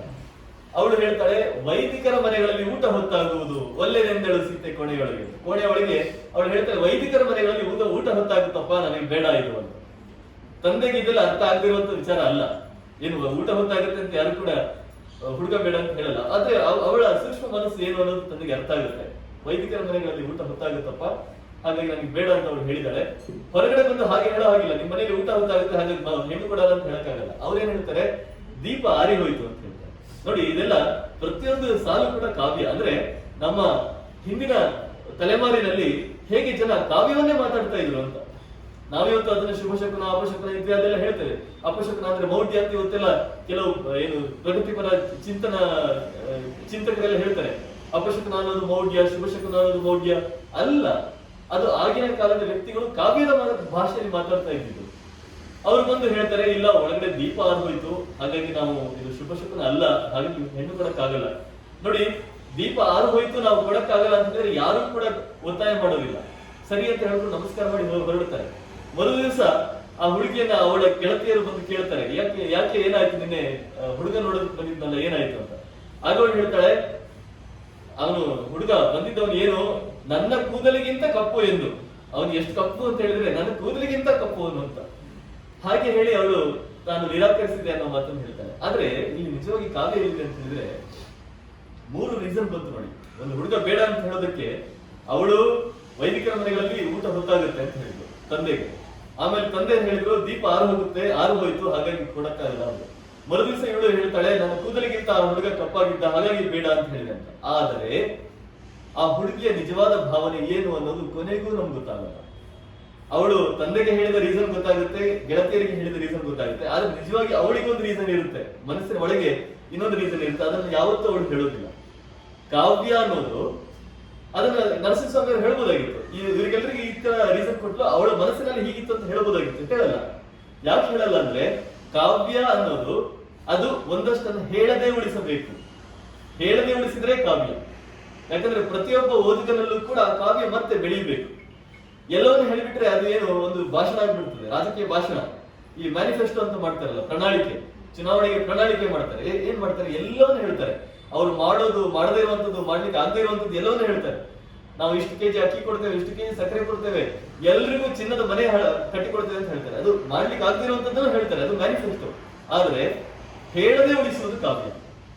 ಕಾವ್ಯದಲ್ಲಿ ನೀವು ಒಂದಷ್ಟು ಅಂಶಗಳನ್ನು ಹೇಳಬೇಕು, ಇನ್ನೊಂದಷ್ಟು ಅಂಶಗಳನ್ನು ಹೇಳದೆ ಉಳಿಸಬೇಕು. ನರಸಿಂಹಸ್ವಾಮಿ ಅವರದ್ದು ಇನ್ನೊಂದು ಕವಿತೆ ಇದೆ. ರೈಲ್ವೆ ಸ್ಟೇಷನ್ ನಲ್ಲಿ ಮಗಳನ್ನ ಕಳಿಸಿಕೊಡೋದಕ್ಕೆ ತಾಯಿ ಬಂದಿದ್ದಾಳೆ. ನೀವೆಲ್ಲ ಬಹಳಷ್ಟು ಮಂದಿ ಓದಿರ್ಬೋದು, ರೈಲ್ವೆ ನಿಲ್ದಾಣದಲ್ಲಿ ಅಂತ ಹೆಸರು. ಹುಡುಗಿ ಕೂತಿದ್ದಾಳೆ, ತಾಯಿ ಹೊರಗಡೆ ನಿಂತಿದ್ದಾಳೆ, ರೈಲು ಇನ್ನೇನು ಹೊರಡ್ಲಿಕ್ಕಿದೆ. ತನ್ನ ಮಗಳ ಮಡಿಲಿನಲ್ಲಿ ಮಗು ಇದೆ, ಅಂದ್ರೆ ಆ ಅಜ್ಜಿಯ ಮೊಮ್ಮಗು ಇದೆ. ರೈಲು ಇನ್ನೇನು ಹೊರಡ್ತಾ ಇದೆ. ಹೊರಡುವಷ್ಟರಲ್ಲಿ ತಾಯಿಗೆ ನೆನಪಾಗ್ಬಿಡುತ್ತೆ, ಬಿಸಿ ನೀರಿದೆಯೇ ಮೀನಾ ಮಗುವಿನ ಹಾಲಿನ ಪುಡಿಗೆ ಅಂತ ಕೇಳ್ತಾಳೆ. ಬಿಸಿ ನೀರಿದೆಯೇ ಮೀನಾ ಮಗುವಿನ ಹಾಲಿನ ಪುಡಿಗೆ. ಇನ್ನೇನು ಟ್ರೈನ್ ಹೊರಟಿದೆ. ಆಗ ಮಗಳು ಹೇಳ್ತಾಳೆ, ಬೇಕಾದಷ್ಟಿದೆ ಅಮ್ಮ, ಬೇಕಾದಷ್ಟಿದೆ ಅಮ್ಮ ಅಂತ ಹೇಳಿದ್ರೆ ಸ್ಟೇಟ್ಮೆಂಟ್ ಆಯ್ತು. ಆದ್ರೆ ಇನ್ನೊಂದು ಸಾಲು ಸೇರಿಸ್ತಾಳೆ, ಕಣ್ಣಲ್ಲೂ ಜೊತೆಗೆ. ಕಣ್ಣಲ್ಲೂ ಜೊತೆಗೆ ಅಂತ ಹೇಳೋದು ಅದು ಕಾವ್ಯ. ಕಾವ್ಯ ಅಂದ್ರೆ ಅಲ್ಲಿ ಅವರೇನು ಹೇಳ್ಬೇಕಾಗಿಲ್ಲ, ಅವಳು ಕಣ್ಣೀರು ಹಾಕ್ತಾ ಇದ್ದಾಳೆ, ಅವಳಿಗೆ ನೋವಾಗಿದೆ, ಅವಳಿಗೆ ದುಃಖ ಆಗಿದೆ, ಹೇಳ್ಬೇಕಾಗಿಲ್ಲ. ಬಿಸಿ ನೀರಿದೆಯೇ ಮೀನು ಅಂತ ಅವಳು ಕೇಳುವಾಗ, ಬೇಕಾದಷ್ಟಿದೆ ಅಮ್ಮ ಕಣ್ಣಲ್ಲೂ ಜೊತೆಗೆ ಅಂತ ಹೇಳುವ ಆ ಒಂದು ಸಾಲಿದೆಯಲ್ಲ, ಅಲ್ಲಿ ಕಾವ್ಯ ಹುಟ್ಟುತ್ತೆ. ಕಾವ್ಯ ಹುಟ್ಟುವುದು ಅದು ಮನಸ್ಸಿನಲ್ಲಿ ಆ ಒಂದು ಅದನ್ನು ಓದ್ತಾ ಇರ್ಬೇಕಾದ್ರೆ ನೀವು ಮನಸ್ಸಿನಲ್ಲಿ ಅಯ್ಯೋ ಹೀಗಾಯ್ತಲ್ಲ ಅಂತ ಅನಿಸ್ಬೇಕು, ಅದು ಕಾವ್ಯ. ರಾಮಾಯಣ ಹುಟ್ಟಿದ್ದೇ ಹಾಗೆ. ರಾಮಾಯಣದಲ್ಲಿ ಪ್ರಾರಂಭ ಹೇಗಾಯ್ತು ಅಂತ ಹೇಳಿದ್ರೆ, 2 ಕ್ರೌಂಚ ಪಕ್ಷಿಗಳು ಬಹಳ ಸುಂದರವಾದ ಒಂದು ಪರಿಸರದಲ್ಲಿ ಕೂತಿದ್ದಾವೆ. ಎರಡೂ ಕೂಡ ಏನು ಖುಷಿಯಾಗಿ ಕೂತಿದ ಒಂದು ಗೆಲ್ಲಿನಲ್ಲಿ ಅದೇ ಕ್ಷಣಕ್ಕೆ ಒಂದು ಬಾಣ ಬರುತ್ತೆ. ಬಾಣ ಬಂದು ಆ ಒಂದು ಗಂಡು ಹಕ್ಕಿಯನ್ನ ಅದು ಸೀಳ್ಕೊಂಡು ಹೋಗ್ಬಿಡುತ್ತೆ. ಒಂದು ಕ್ರೌಂಚ ಹಕ್ಕಿ ಅಂದ್ರೆ ಎಷ್ಟು ಸಣ್ಣದು ಹಕ್ಕಿ ಅಂತ ಹೇಳಿದ್ರೆ ಹಗುರ, ಅದರಲ್ಲಿ ಕ್ರೌಂಚ ಪಕ್ಷಿ ಅಂದ್ರೆ ಇನ್ನೂ ಹಗುರದ ಪಕ್ಷಿ. ಅದಕ್ಕೆ ಒಂದು ತೀಕ್ಷ್ಣವಾದ ಬಾಣ ಬಂದು ಸಡನ್ ಆಗಿ ಬಂದು ಅದು ಎದೆಯನ್ನು ನಾಟಿಕೊಂಡು ಹೋಗುತ್ತೆ. ಅದು ಕೆಳಗಡೆ ಬಿದ್ದು ಬಿಡುತ್ತೆ.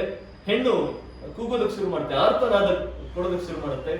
ಆಗ ಇವನು ಎಷ್ಟು ಕೋಪ ಬಂದ್ಬಿಡುತ್ತೆ ವಾಲ್ಮೀಕಿ ಮಹರ್ಷಿಗಳಿಗೆ ಅಂತ ಹೇಳಿದ್ರೆ, ನೀನು ಏನು ನಿನಗೆ ಇದಾಗ ಹೋಗ್ಲಿ, ನಿನ್ನ ವಂಶ ಅದು ಬೆಳೆದೇ ಹೋಗ್ಲಿ ಅನ್ನೋ ಮಾತನ್ನು ಹೇಳ್ಬಿಡ್ತಾರೆ. ಅದು ಮಾನಿಷಾದ ಅಂತ ಹೇಳಿ ಅಲ್ಲೊಂದು ಶುರು ಮಾಡ್ತಾರೆ. ಆಮೇಲೆ ಗೊತ್ತಾಗುತ್ತೆ ನಾನು ಹೇಳಿದ್ದು ಅದು ಶೋಕವೂ ಹೌದು ಶ್ಲೋಕವೂ ಹೌದು. ಅಲ್ಲಿಂದ ಶುರುವಾಯಿತು ರಾಮಾಯಣ. ಏನು ಕರುಣರಸ ಪ್ರಧಾನವಾದ ರಾಮಾಯಣ. ಹಾಗಾಗಿ ಆ ಒಂದು ಕಾವ್ಯ ಹುಟ್ಟಬೇಕಾದ್ರೆ ನಮಗೆ ಒಂದು ಭಾವನೆಯ ಸ್ಫುರಣ ಆಗ್ಬೇಕು. ಭಾವನೆಯ ಸ್ಫುರಣ ಆಗಿಲ್ಲ ಅಂದ್ರೆ ಕಾವ್ಯ ಹುಟ್ಟಲಿಕ್ಕೆ ಸಾಧ್ಯವೇ ಇಲ್ಲ. ನಾನಾಗ ಹೇಳಿದ ಹಾಗೆ ಅವತ್ತು ಮಳೆ ಬಂದಿಲ್ಲದಿದ್ರೆ ನಾನು ಪದ್ಯ ಬರೀತಾನೆ ಇರಲಿಲ್ಲ. ಆ ಒಂದು ಆರ್ದ್ರತೆ ಆಗ್ಬೇಕು ಪರಿಸರದಲ್ಲಿ, ನನ್ನ ಹೃದಯದಲ್ಲಿ ಆ ಒಂದು ಆರ್ದ್ರತೆ ಬಂದಾಗ ಮಾತ್ರ ನಾವು ಕವಿತೆ ಬರೆಯೋದಕ್ಕೆ ಸಾಧ್ಯ. ಕರುಣಾರಸ ಹುಟ್ಟಿದಾಗ ಮಾತ್ರ, ಹೃದಯದಲ್ಲಿ ಬಂದಾಗ ಮಾತ್ರ ಕವಿತೆ ಬರೆಯೋದಕ್ಕೆ ಸಾಧ್ಯ. ಬರಡು ಹೃದಯದಲ್ಲಿ ಯಾವ ಕವಿತೆಯೂ ಹುಟ್ಟೋದಿಲ್ಲ, ಏನೂ ಹುಟ್ಟೋದಿಲ್ಲ. ಬರಡು ನೆಲದಲ್ಲಿ ಏನನ್ನೂ ಹುಟ್ಟಲಿಕ್ಕೆ ಸಾಧ್ಯ ಇಲ್ಲ. ಅದು ಮಣ್ಣು ತೇವಗೊಳ್ಳಬೇಕು, 4 ಹನಿ ನೀರು ಬೀಳಬೇಕು, ಅಲ್ಲಿಂದ ಒಂದು ಗಿಡ ಮೊಳಕೆ ಹೊಡಿಬೇಕು. ಹಾಗೆ ಈ ಕವಿತೆಗಳ ಬಗ್ಗೆ ಕಿರಣ್ ಅಂಕಲೇಕರ್ ಅವರು ಧಾರವಾಡದಲ್ಲಿದ್ದವರು. ಧಾರವಾಡದಲ್ಲಿ ಒಂದು ಮಾತಿತ್ತು, ಎಲ್ಲೇ ನೀವು ಕಲ್ಲು ಹೊಡೆದ್ರು ಕೂಡ ಅದು ಕವಿಯ ಮನೆಗೆ ಹೋಗಿ ತಾಗುತ್ತೆ ಅಂತ. ಹಾಗೆ ಕೆಲವು ಕಡೆಗಳಲ್ಲಿ ಕಲ್ಲು ಹೊಡೆದು ನೋಡುವವರು ಇದ್ದಾರೆ, ಇದು ಕವಿಗಳ ಮನೆಗೆ ಕಲ್ಲು ಹೊಡೆಯುವವರು ಇದ್ದಾರೆ, ಅದು ಬೇರೆ. ಅಡಿಗರು ಒಂದು ಕವಿತೆಯನ್ನು ಬರೀತಾರೆ. ನೀವು ಎಲ್ಲರೂ ಕೇಳಿರುವಂತದ್ದು ಮೋಹನ ಮುರಳಿ. ಯಾವ ಮೋಹನ ಮುರಳಿ ಕರೆಯಿತು ದೂರ ತೀರಕ್ಕೆ ನಿನ್ನನ್ನು. ಕವಿಯ ಅಥವಾ ಕಾವ್ಯದ ಇನ್ನೊಂದು ಗುಣ ಏನು ಅಂತ ಹೇಳಿದ್ರೆ, ಅದು ಎಲ್ಲರಿಗೂ ಕಾಣಿಸುವುದರ ಜೊತೆಗೆ ಇನ್ನೊಂದಷ್ಟು ಹೊಸತನ್ನು ಕಾಣಿಸ್ಬೇಕು. ಈಗ ರಾಧಾಕೃಷ್ಣ, ರಾಧೆ ಮತ್ತು ಕೃಷ್ಣರ ಒಂದು ಪ್ರೇಮ ಪ್ರಸಂಗ ಎಲ್ಲರಿಗೂ ಗೊತ್ತಿರುವಂತದ್ದು, ಎಲ್ಲರೂ ಬರೆದಿರ್ತಾರೆ, ಅದರಲ್ಲೇನು ವಿಶೇಷ ಇಲ್ಲ. ರಾಧೆ ಮತ್ತು ಕೃಷ್ಣ ಈ ತರ ಏನು ಕದಂಬ ವೃಕ್ಷದಲ್ಲಿ ಹತ್ತಿ ಕೂತರು, ಈ ತರ ಬೃಂದಾವನದಲ್ಲಿ ಸುತ್ತಾಡಿದ್ರು, ಅವ್ನು ಕೊಳಲು ಉದ್ದ, ಇವಳು ಕೇಳಿದ್ಲು, ಇವಳು ಹಾಡಿದ್ಲು, ಅವನು ಕೇಳಿದ, ಎಲ್ಲವನ್ನ ಹೇಳ್ತಾರೆ. ಆದರೆ ರಾಧೆಯ ವಿರಹ, ಆಕೆ ವಿರಹವನ್ನ ಅನುಭವಿಸ್ತಾಳಲ್ಲ, ಕೃಷ್ಣ ಹೋದ ಮೇಲೆ ವಿರಹವನ್ನ ಅನುಭವಿಸ್ತಾಳಲ್ಲ, ಅಥವಾ ಕೃಷ್ಣ ನಾನು ಹೊರಟು ನಿಂತಿದ್ದೇನೆ ಅಂತ ಹೇಳುವಾಗ ಆಕೆಗೆ ಒಂದು ಆಗುವ ಒಂದು ಆಘಾತ ಇದೆಯಲ್ಲ, ಅದನ್ನು ಯಾವ ಭಾಷೆಯಲ್ಲಿ, ಯಾವ ಕಾವ್ಯದಲ್ಲಿ ನಾವು ಹೇಳಿದುಕೊಳ್ಳಿಕ್ಕೆ ಸಾಧ್ಯ? ಅಡಿಗರು ಹೇಳ್ತಾರೆ, ಯಾವ ಮೋಹನ ಮುರಳಿ ಕರೆಯಿತು ದೂರ ತೀರಕ್ಕೆ ನಿನ್ನನ್ನು. ನೀನು ಹೋಗ್ತಾ ಇದೆಯಲ್ಲ, ನನಗೆ ಒಂದು ರೀಸನ್ ಕೊಟ್ಟು ಹೋಗು, ಕಾರಣ ಕೊಟ್ಟು ಹೋಗು. ಆ ಒಂದು ಕಾವ್ಯವನ್ನ ಅದು ಬಂದಾಗ ಆಗಿನ ಕಾಲದ ದೊಡ್ಡ ಕವಿಗಳು ವಿ.ಸಿ. ಮುಂತಾದವರು ಅವರು ಓಡ್ಕೊಂಡು ಹೋದ್ರಂತೆ ಇನ್ನೊಬ್ಬರ ತನ್ನ ಸ್ನೇಹಿತರ ಮನೆಗೆ. ನೋಡಪ್ಪ ಇದು ಕಾವ್ಯ, ಇದು ಅಂದ್ರೆ ಅಷ್ಟು ಖುಷಿ. ಈ ಕಾವ್ಯದ ಒಂದು ಅನುಭವವನ್ನು, ಒಂದು ಆನಂದವನ್ನು ನಾನು 4 ಜನರ ಜೊತೆ ಹಂಚಿಕೊಳ್ಬೇಕು ಅಂತ ಹೇಳಿ ಓಡ್ಕೊಂಡು ಹೋಗಿ ತೋರಿಸಿದ್ರಂತೆ. ನೋಡಪ್ಪ ಇದು ಕಾವ್ಯ ಬಂದಿದೆ, ನೋಡು ಪ್ರಕಟ ಆಗಿದೆ, ಎಷ್ಟು ಚೆನ್ನಾಗಿದೆ ಕಾವ್ಯ ಅಂತ ಹೇಳಿ. ಕಾವ್ಯ ಅನ್ನೋದು ಅದು ಆ ಒಂದು ವಿರಹವನ್ನ, ಆ ಒಂದು ನೋವನ್ನ ಅದು ಧ್ವನಿಸಿದ್ರೆ ಮಾತ್ರ ಕಾವ್ಯ. ಪಾಬ್ಲೋ ನೆರುದಾ ಅಂತ ಹೇಳಿ ಅವನು ಸ್ಪ್ಯಾನಿಷ್ ಕವಿ, ಬಹಳ ದೊಡ್ಡ ಸ್ಪ್ಯಾನಿಷ್ ಕವಿ. ಅವನು ಒಂದು ಕಡೆ ಬರೀತಾನೆ, ಮಕ್ಕಳ ನೆತ್ತರಿನ ಹಾಗೆ ಹರಿಯುತ್ತಿತ್ತು ಮಕ್ಕಳ ನೆತ್ತರು ಅಂತ. ಅಂದ್ರೆ ಮಕ್ಕಳ ನೆತ್ತರು ಆ ಒಂದು ಕ್ರಾಂತಿಯೆಲ್ಲ ಆದ್ಮೇಲೆ ಮಕ್ಕಳನ್ನ ಕಡ್ದು ಕೊಲ್ತಾರೆ ಆ ಒಂದು ದೇಶದಲ್ಲಿ. ಕೊಂದಾಗ ಮಕ್ಕಳ ಹೆಣಗಳು ಬೀಳ್ತವೆ, ಮಕ್ಕಳ ನೆತ್ತರು ಹೊರಗೆ ಬರುತ್ತೆ. ಅದನ್ನ ಬೇರೆ ಯಾವುದಕ್ಕೂ ಹೋಲಿಕೆ ಮಾಡ್ಲಿಕ್ಕೆ ಸಾಧ್ಯವೇ ಇಲ್ಲ. ಅದನ್ನ ನೀವು ನದಿಗೆ ಹೋಲಿಕೆ ಮಾಡ್ಲಿಕ್ಕೆ ಸಾಧ್ಯ ಇಲ್ಲ, ಯಾವುದಕ್ಕೂ ಹೋಲಿಕೆ ಮಾಡ್ಲಿಕ್ಕೆ ಸಾಧ್ಯ ಇಲ್ಲ. ಅಂದ್ರೆ ಮಕ್ಕಳ ನೆತ್ತರಿನ ಹಾಗೆ ಹರಿಯುತ್ತಿತ್ತು ಮಕ್ಕಳ ನೆತ್ತರು ಅಂತ, ಅದು ಕಾವ್ಯ. ಬೇರೆ ಯಾವುದಕ್ಕೂ ಹೋಲಿಕೆ ಮಾಡ್ಲಿಕ್ಕೆ ಸಾಧ್ಯ ಇಲ್ಲ. ಈ ರೀತಿಯೇ ಈಗ ಇದರಲ್ಲಿ ಹೇಳ್ತಾರೆ, ರಾಮ ರಾವಣರ ಯುದ್ಧ ಹೇಗಿತ್ತು ಅಂತ ಹೇಳಿದ್ರೆ ರಾಮ ರಾವಣರ ಯುದ್ಧದ ಹಾಗೆ ಅನನ್ಯ ಅಲಂಕಾರ. ಅದು ಬೇರೆ ಯಾವುದಕ್ಕೂ ನೀವು ಹೋಲಿಕೆ ಮಾಡ್ಲಿಕ್ಕೆ ಸಾಧ್ಯವೇ ಇಲ್ಲ. ಅಂತಹ ಒಂದು ಸಾಲುಗಳ ಒಂದು ಸಾಧ್ಯತೆ ಇರುವುದು ಕಾವ್ಯದಲ್ಲಿ ಅನ್ನೋದು ಒಂದು ಮಾತು. ಇನ್ನು ಬಹಳಷ್ಟು ಹೇಳುವಂಥದ್ದು ಬಹಳಷ್ಟಿದೆ. ಅವ್ರು ಹೇಳಿದ್ರು, ಶೆಟ್ಟರು ಹೇಳಿದ್ರು, ಒಂದು ಅಗಳು ಹಿಚಿಕೆ ನೋಡಿದ್ರೆ ಸಾಕು, ಸ್ಥಾಲಿಕುಲಾಕ ಅಂತ ನಾವು ಹೇಳ್ತೇವೆ, ಅದು ಗೊತ್ತಾಗ್ಬಿಡುತ್ತೆ ಕಾವ್ಯ ಹೌದು ಅಲ್ವೋ ಅಂತ. ನೀವು ಕವಿತೆಯಲ್ಲಿ ನೀವು ಒಂದು ಸಾಲ ಸಿಕ್ಕಿದ್ರೆ ಸಾಕು, ಮಿಕ್ಕಿದನ್ನ ನಾವು ಎಲ್ಲವನ್ನ ಎಕ್ಸ್ಪ್ಲೇನ್ ಮಾಡ್ಬೇಕಾದ ಅವಶ್ಯಕತೆ ಇಲ್ಲ. ಒಂದು ಸಾಲ ಬಂದ್ರೆ, ಒಂದು ಸಾಲ ನಮ್ಮ ಹೃದಯವನ್ನು ಟಚ್ ಮಾಡಿದ್ರೆ, ನಮ್ಮ ಹೃದಯವನ್ನು ಅದು ಹಿಂಡಿದ್ರೆ ಅದು ಕಾವ್ಯ ಅಂತ ಗೊತ್ತಾಗ್ಬಿಡುತ್ತೆ. ಹಾಗೆ ವಿಜ್ಞಾನ ಮತ್ತು ಕಾವ್ಯ, ಯಾಕಂದ್ರೆ ಅವರು ವಿಜ್ಞಾನ ಕ್ಷೇತ್ರದಲ್ಲಿ ಇರುವವರು, ವಿಜ್ಞಾನ ಮತ್ತು ಕಾವ್ಯಕ್ಕೂ ಕೂಡ ಬಹಳ ದೊಡ್ಡ ನಂಟಿದೆ. ಸತ್ಯೇಂದ್ರನಾಥ ಬೋಸ್ ಅಂತ ಹೇಳಿ ಕೇಳಿರಬಹುದು ನೀವೆಲ್ಲ, ಎಸ್.ಎನ್. ಬೋಸ್ ಅಂತ ಹೇಳಿ ದೊಡ್ಡ ವಿಜ್ಞಾನಿ. ಬೋಸಾನ್ ಕಣಗಳ ಬಗ್ಗೆ ಅವರ ಹೆಸರಿನೆಲ್ಲ ಬೋಸಾನ್ ಕಣಗಳ ಒಂದು ಉಲ್ಲೇಖ ಕೂಡ ಆಗುತ್ತೆ. ಹಿಗ್ಸ್ ಬೋಸಾನ್ ಅಂತ 2-3 ವರ್ಷದ ಹಿಂದೆ ಬಂದಿತ್ತು. ಅವ್ರು ಎಷ್ಟು ದೊಡ್ಡ ವಿಜ್ಞಾನಿ ಅಂತ ಹೇಳಿದ್ರೆ, ಆಗಿನ ಕಾಲದಲ್ಲಿ ಇಂಗ್ಲಿಷ್ ನಲ್ಲಿ ಬರ್ತಾ ಇರಲಿಲ್ಲ ಸಾಹಿತ್ಯ, ವಿಜ್ಞಾನ ಸಾಹಿತ್ಯ ಎಲ್ಲವೂ ಕೂಡ ಜರ್ಮನಿಯಲ್ಲಿ, ಜರ್ಮನ್ ಭಾಷೆಯಲ್ಲಿ ಮತ್ತು ಫ್ರೆಂಚ್ ಭಾಷೆಯಲ್ಲಿ ಬರ್ತಾ ಇತ್ತು.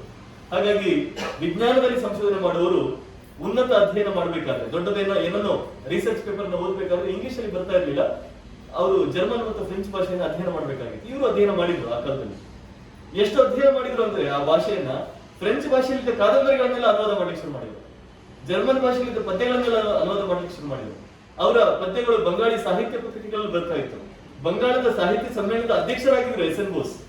ಅಂತ ದೊಡ್ಡ ವಿಜ್ಞಾನಿ, ದೊಡ್ಡ ಸಾಹಿತಿ ಆಗಿದ್ರು. ಅದೇ ರೀತಿಯಲ್ಲಿ ಶಾಂತಸ್ವರೂಪ್ ಭಟ್ನಾಗರ್ ಅಂತ ಹೇಳಿ ನೀವು ಕೇಳಿರ್ಬೋದು. ಭಟ್ನಾಗರ್ ಹೆಸರಲ್ಲಿ ಇವತ್ತು ಕೂಡ ಪ್ರೈಸ್ ಕೊಡ್ತಾರೆ ವಿಜ್ಞಾನಿಗಳಿಗೆ. ಶಾಂತಸ್ವರೂಪ್ ಭಟ್ನಾಗರ್ ಅವರು ದೊಡ್ಡ ಕವಿ, ವಿಜ್ಞಾನಿಗಿಂತ ದೊಡ್ಡ ಕವಿ ಅವರು. ಆ ಬನಾರಸ್ ಹಿಂದೂ ಯೂನಿವರ್ಸಿಟಿಯ ಕುಲಗೀತೆ ಅಂತ ಇದೆ, ಅವರ ಯೂನಿವರ್ಸಿಟಿಯ ಒಂದು ಆಂಥಮ್, ಅದನ್ನ ಬರೆದವರು ಭಟ್ನಾಗರ್. ಅದೇ ರೀತಿಯಲ್ಲಿ ನಮ್ಮ ಕರ್ನಾಟಕದಲ್ಲೂ ಬಹಳ ದೊಡ್ಡ ಸಂಖ್ಯೆಯಲ್ಲಿ ವಿಜ್ಞಾನಿಗಳು ಮತ್ತು ಕವಿಗಳು ಈ ವಿಜ್ಞಾನ ಮತ್ತು ಕಾವ್ಯದ ಒಂದು ಸಂಬಂಧ ಬಹಳ ದೊಡ್ಡದು. ಯಾಕೆಂತ ಹೇಳಿದ್ರೆ ವಿಜ್ಞಾನಕ್ಕೆ ಏನು ಬೇಕು, ಯಾವ ಒಂದು ಶಿಸ್ತು ಬೇಕು, ಅದೇ ಕಾವ್ಯಕ್ಕೂ ಕೂಡ ಆ ರೀತಿಯ ಒಂದು ಶಿಸ್ತು ಬೇಕು ಕಾವ್ಯವನ್ನು ಬರೆಯೋದಕ್ಕೆ. ನಮ್ಮಲ್ಲಿ ಗಂಗಾಧರ ಚಿತ್ತಾಲ ಅಂತಿದ್ರು, ನಮ್ಮ ಕವಿಗಳ ಊರಿನವರೇ ಅವರು. ಯಶವಂತ ಚಿತ್ತಾಲರ ಅಣ್ಣ ಗಂಗಾಧರ ಚಿತ್ತಾಲ ಬಹಳ ದೊಡ್ಡ ಕವಿ. ಅದೇ ರೀತಿಯಲ್ಲಿ ಯಶವಂತ ಚಿತ್ತಾಲರು ಕೂಡ ಬಹಳ ದೊಡ್ಡ ಕಥೆಗಾರ ಮತ್ತು ಕಾದಂಬರಿಕಾರ. ಹಾಗೆ ಜಯಂತಿ ಕಾಯ್ಕಿಣಿ ಅವರು ಇತ್ತೀಚಿನ ಉದಾಹರಣೆ ನಾವು ತಗೊಳ್ಳೋದಾದ್ರೆ ಅವರು ಕೂಡ ಗೋಕರ್ಣದ ಊರಿನವರು. ಅವರು ಗೋಕರ್ಣದ ಬಗ್ಗೆ ಹೇಳುವ ಒಂದು ಮಾತಿದೆ. ಮುಂಬೈಯಲ್ಲಿ ಕೆಲಸ ಮಾಡಿದವರು ಮತ್ತು ಗೋಕರ್ಣ ಅವರು ಹುಟ್ಟೂರು. ಮುಂಬೈ ಕಾಯಕವೇ ಕೈಲಾಸ ಅಂತ ಹೇಳುವಂತ ಊರು, ಗೋಕರ್ಣ ಕೈಲಾಸವೇ ಕಾಯಕ ಅಂತ ಹೇಳುವಂತ ಊರು ಅಂತ ಹೇಳಿ ಅವರು ಹೇಳಿದ್ದಾರೆ.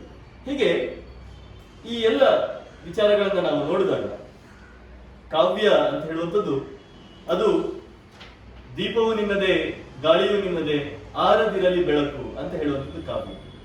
ಎಲ್ಲವೂ ನಿನ್ನದೇ, ಆದ್ರೆ ಇದೊಂದಿರ್ಲಪ್ಪ, ಇದೊಂದು ಉಳಿಸಿಕೊಡು ಅಂತ ಹೇಳುವಂಥದ್ದು ಕಾವ್ಯ. ಕೃಷ್ಣನ ಬಗ್ಗೆ ಅವರು ಬರೆದ ಹಾಡನ್ನ ಸುಶ್ರಾವ್ಯವಾಗಿ ಸುಧಾ ಅವರು ಹಾಡಿದ್ರು. ಬಹಳ ಏನು ಚೆನ್ನಾಗಿ ಅದನ್ನು ಕೇಳುವಾಗ ಯಾವುದೊಂದು ಒಂದು ಭಾವದ ಉದ್ದೀಪನೆ ಆಗುತ್ತೆ. ಕೃಷ್ಣ ಅಂತ ಹೇಳುವಂಥದ್ದು, ಕೃಷ್ಣ ತತ್ವವೇ ಕಾವ್ಯ ತತ್ವ.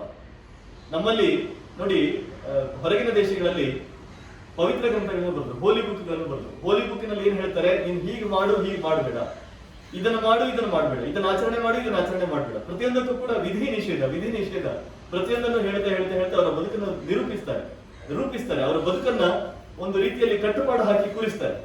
ಆದ್ರೆ ನಮ್ಮಲ್ಲಿ ಆ ರೀತಿ ಯಾವ ಕಟ್ಟುಪಾಡು ಇಲ್ಲ. ನೀನು ಹೀಗೆ ಮಾಡ್ಬೇಕು ಅಂತ ಎಲ್ಲೂ ಹೇಳಿಲ್ಲ. ನೀನು ದೇವಸ್ಥಾನಕ್ಕೆ ಈ ವಾರ ಹೋಗ್ಲೇಬೇಕು, ಪ್ರತಿ ಸೋಮವಾರ ಹೋಗ್ಲೇಬೇಕು, ಇಲ್ಲ, ಕಟ್ಟುಪಾಡು ಇಲ್ಲ. ನೀನು ಇಂಥ ದೇವರನ್ನೇ ಪೂಜೆ ಮಾಡ್ಲೇಬೇಕು, ಇಲ್ಲ, ಕಟ್ಟುಪಾಡು ಇಲ್ಲ. ನೀನು ಇಂಥ ಸ್ತೋತ್ರಗಳನ್ನೇ ಪ್ರತಿನಿತ್ಯ ಹೇಳಬೇಕು, ಇಲ್ಲ. ನೀನು 3-4 ಸಲ ಪ್ರಾರ್ಥನೆ ಮಾಡ್ಲೇಬೇಕು, ಇಲ್ಲ. ಯಾವ ಒಂದು ನಿಷೇಧವೂ ಯಾವ ಒಂದು ವಿಧಿಯೂ ಇಲ್ಲ. ಹಾಗಾದ್ರೆ ಇಡೀ ದೇಶವನ್ನು ಒಟ್ಟಾಗಿ ಹಿಡಿದದ್ದು ಯಾವುದು ಅಂತ ಹೇಳಿದ್ರೆ ಒಬ್ಬ ರಾಮ, ಒಬ್ಬ ಕೃಷ್ಣ. ಕೃಷ್ಣ ತತ್ವ ಅಂತ ಹೇಳುವಂಥದ್ದು ಕಾವ್ಯ ತತ್ವ. ಯಾಕೆಂತ ಹೇಳಿದ್ರೆ ಕೃಷ್ಣ ಅಲಂಕಾರ ಪ್ರಿಯ.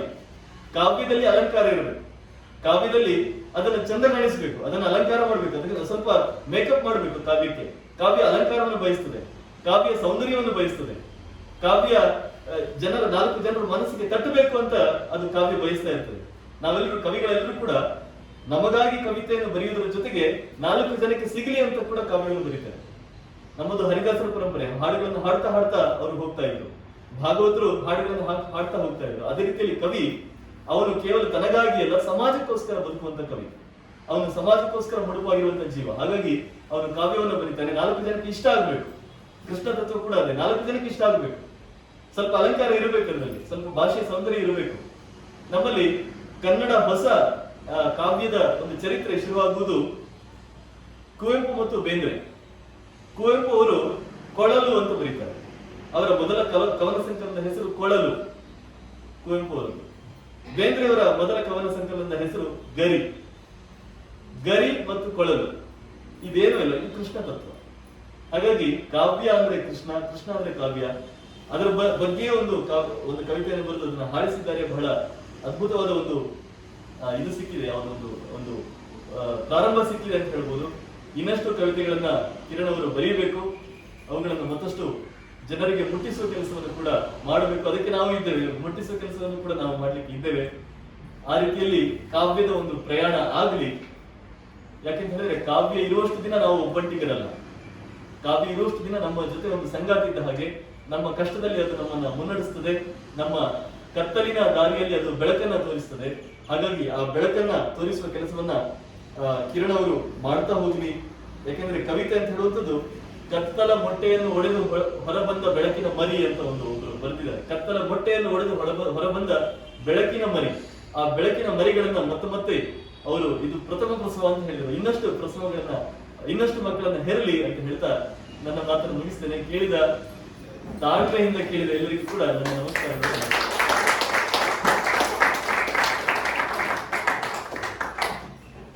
ಯಾವುದು ಕಾವ್ಯವಾಗುತ್ತೆ ಅನ್ನೋದನ್ನ ರೋಹಿತ್ ಚಕ್ರವರ್ತಿ ಅವರು ವಿವರಿಸಿದ್ದಾರೆ. ಧನ್ಯವಾದಗಳು ಸರ್. ಜಗ ನಿರ್ಮಿಸುವಾಗ ಸೃಷ್ಟಿಕರ್ತ ನೋವನ್ನು ಅನುಭವಿಸಿರಲಿಕ್ಕಿಲ್ಲ. ಜಗ ನಿರ್ಮಿಸುವಾಗ ಸೃಷ್ಟಿಕರ್ತ ನೋವನ್ನು ಅನುಭವಿಸಿರಲಿಕ್ಕಿಲ್ಲ. ಆದರೆ ಮಗುವಿಗೆ ಜನ್ಮ ನೀಡಿದ ತಾಯಿ ಅನುಭವಿಸಿದ ವೇದನೆ ಅವಳಿಗೆ ಗೊತ್ತು. ಇದು ಕಿರಣ್ ಅಂಕಲೇಕರ್ ಅವರ ಸಾಲುಗಳು. ಅವರ ಕಾವ್ಯಗಳ ಪ್ರಸವದ ಬಗ್ಗೆ ಆಗಲೇ ಹೇಳ್ಕೊಂಡಿದ್ದಾರೆ. ಇಂತಹ ಒಂದು ಸುಂದರ ಪ್ರಸವ ಅವರಾಗಿದೆ. ಅವರಿಗೆ ಇವತ್ತು ಈಗ ಗೌರವಾರ್ಪಣೆ ಕಾರ್ಯಕ್ರಮ ಇದೆ. ಸಿನಾಕ್ ಪ್ರಕಾಶ್ ಅಂತ ಪರವಾಗಿ ಲೇಖಕ ಕಿರಣ್ ಅಂಕಲೇಕರ್ ಅವರಿಗೆ ಗೌರವಾರ್ಪಣೆ.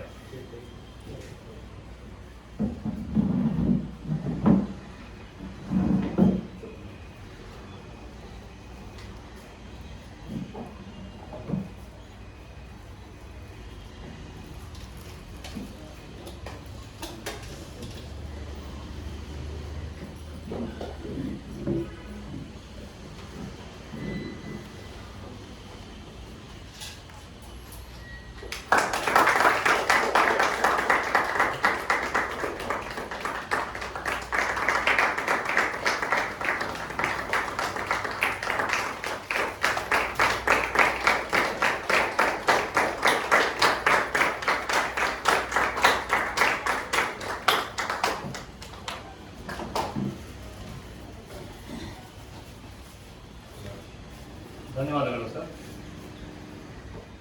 ಕಾರ್ಯಕ್ರಮದ ನಂತರ ನಿಮ್ಮ ನಾಲಿಗೆಗೆ ಮತ್ತು ಮೆದುಳಿಗೆ ವ್ಯಾಸ ಇದೆ, ಹೊರಗಡೆ ಪುಸ್ತಕಗಳ ಮಾರಾಟ ಇದೆ. ಇದೀಗ ಅತಿಥಿಗಳಿಗೆ ನೆನಪಿನ ಕಾಣಿಕೆ. ಮೊದಲಿಗೆ ಶಶಾಂಕ್ ಭಟ್ ಅವರಿಗೆ.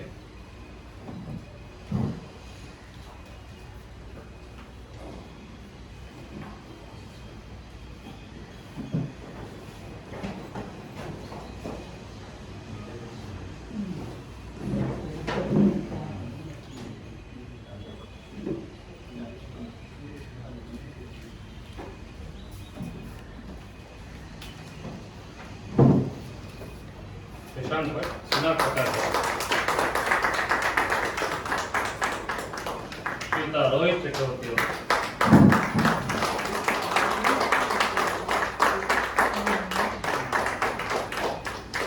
ಶ್ರೀಮತಿ ಸುಧಾ ಗಡಿಯಾರ್ ಅವರು. ದಯವಿಟ್ಟು ಕೃಷ್ಣಣ್ಣ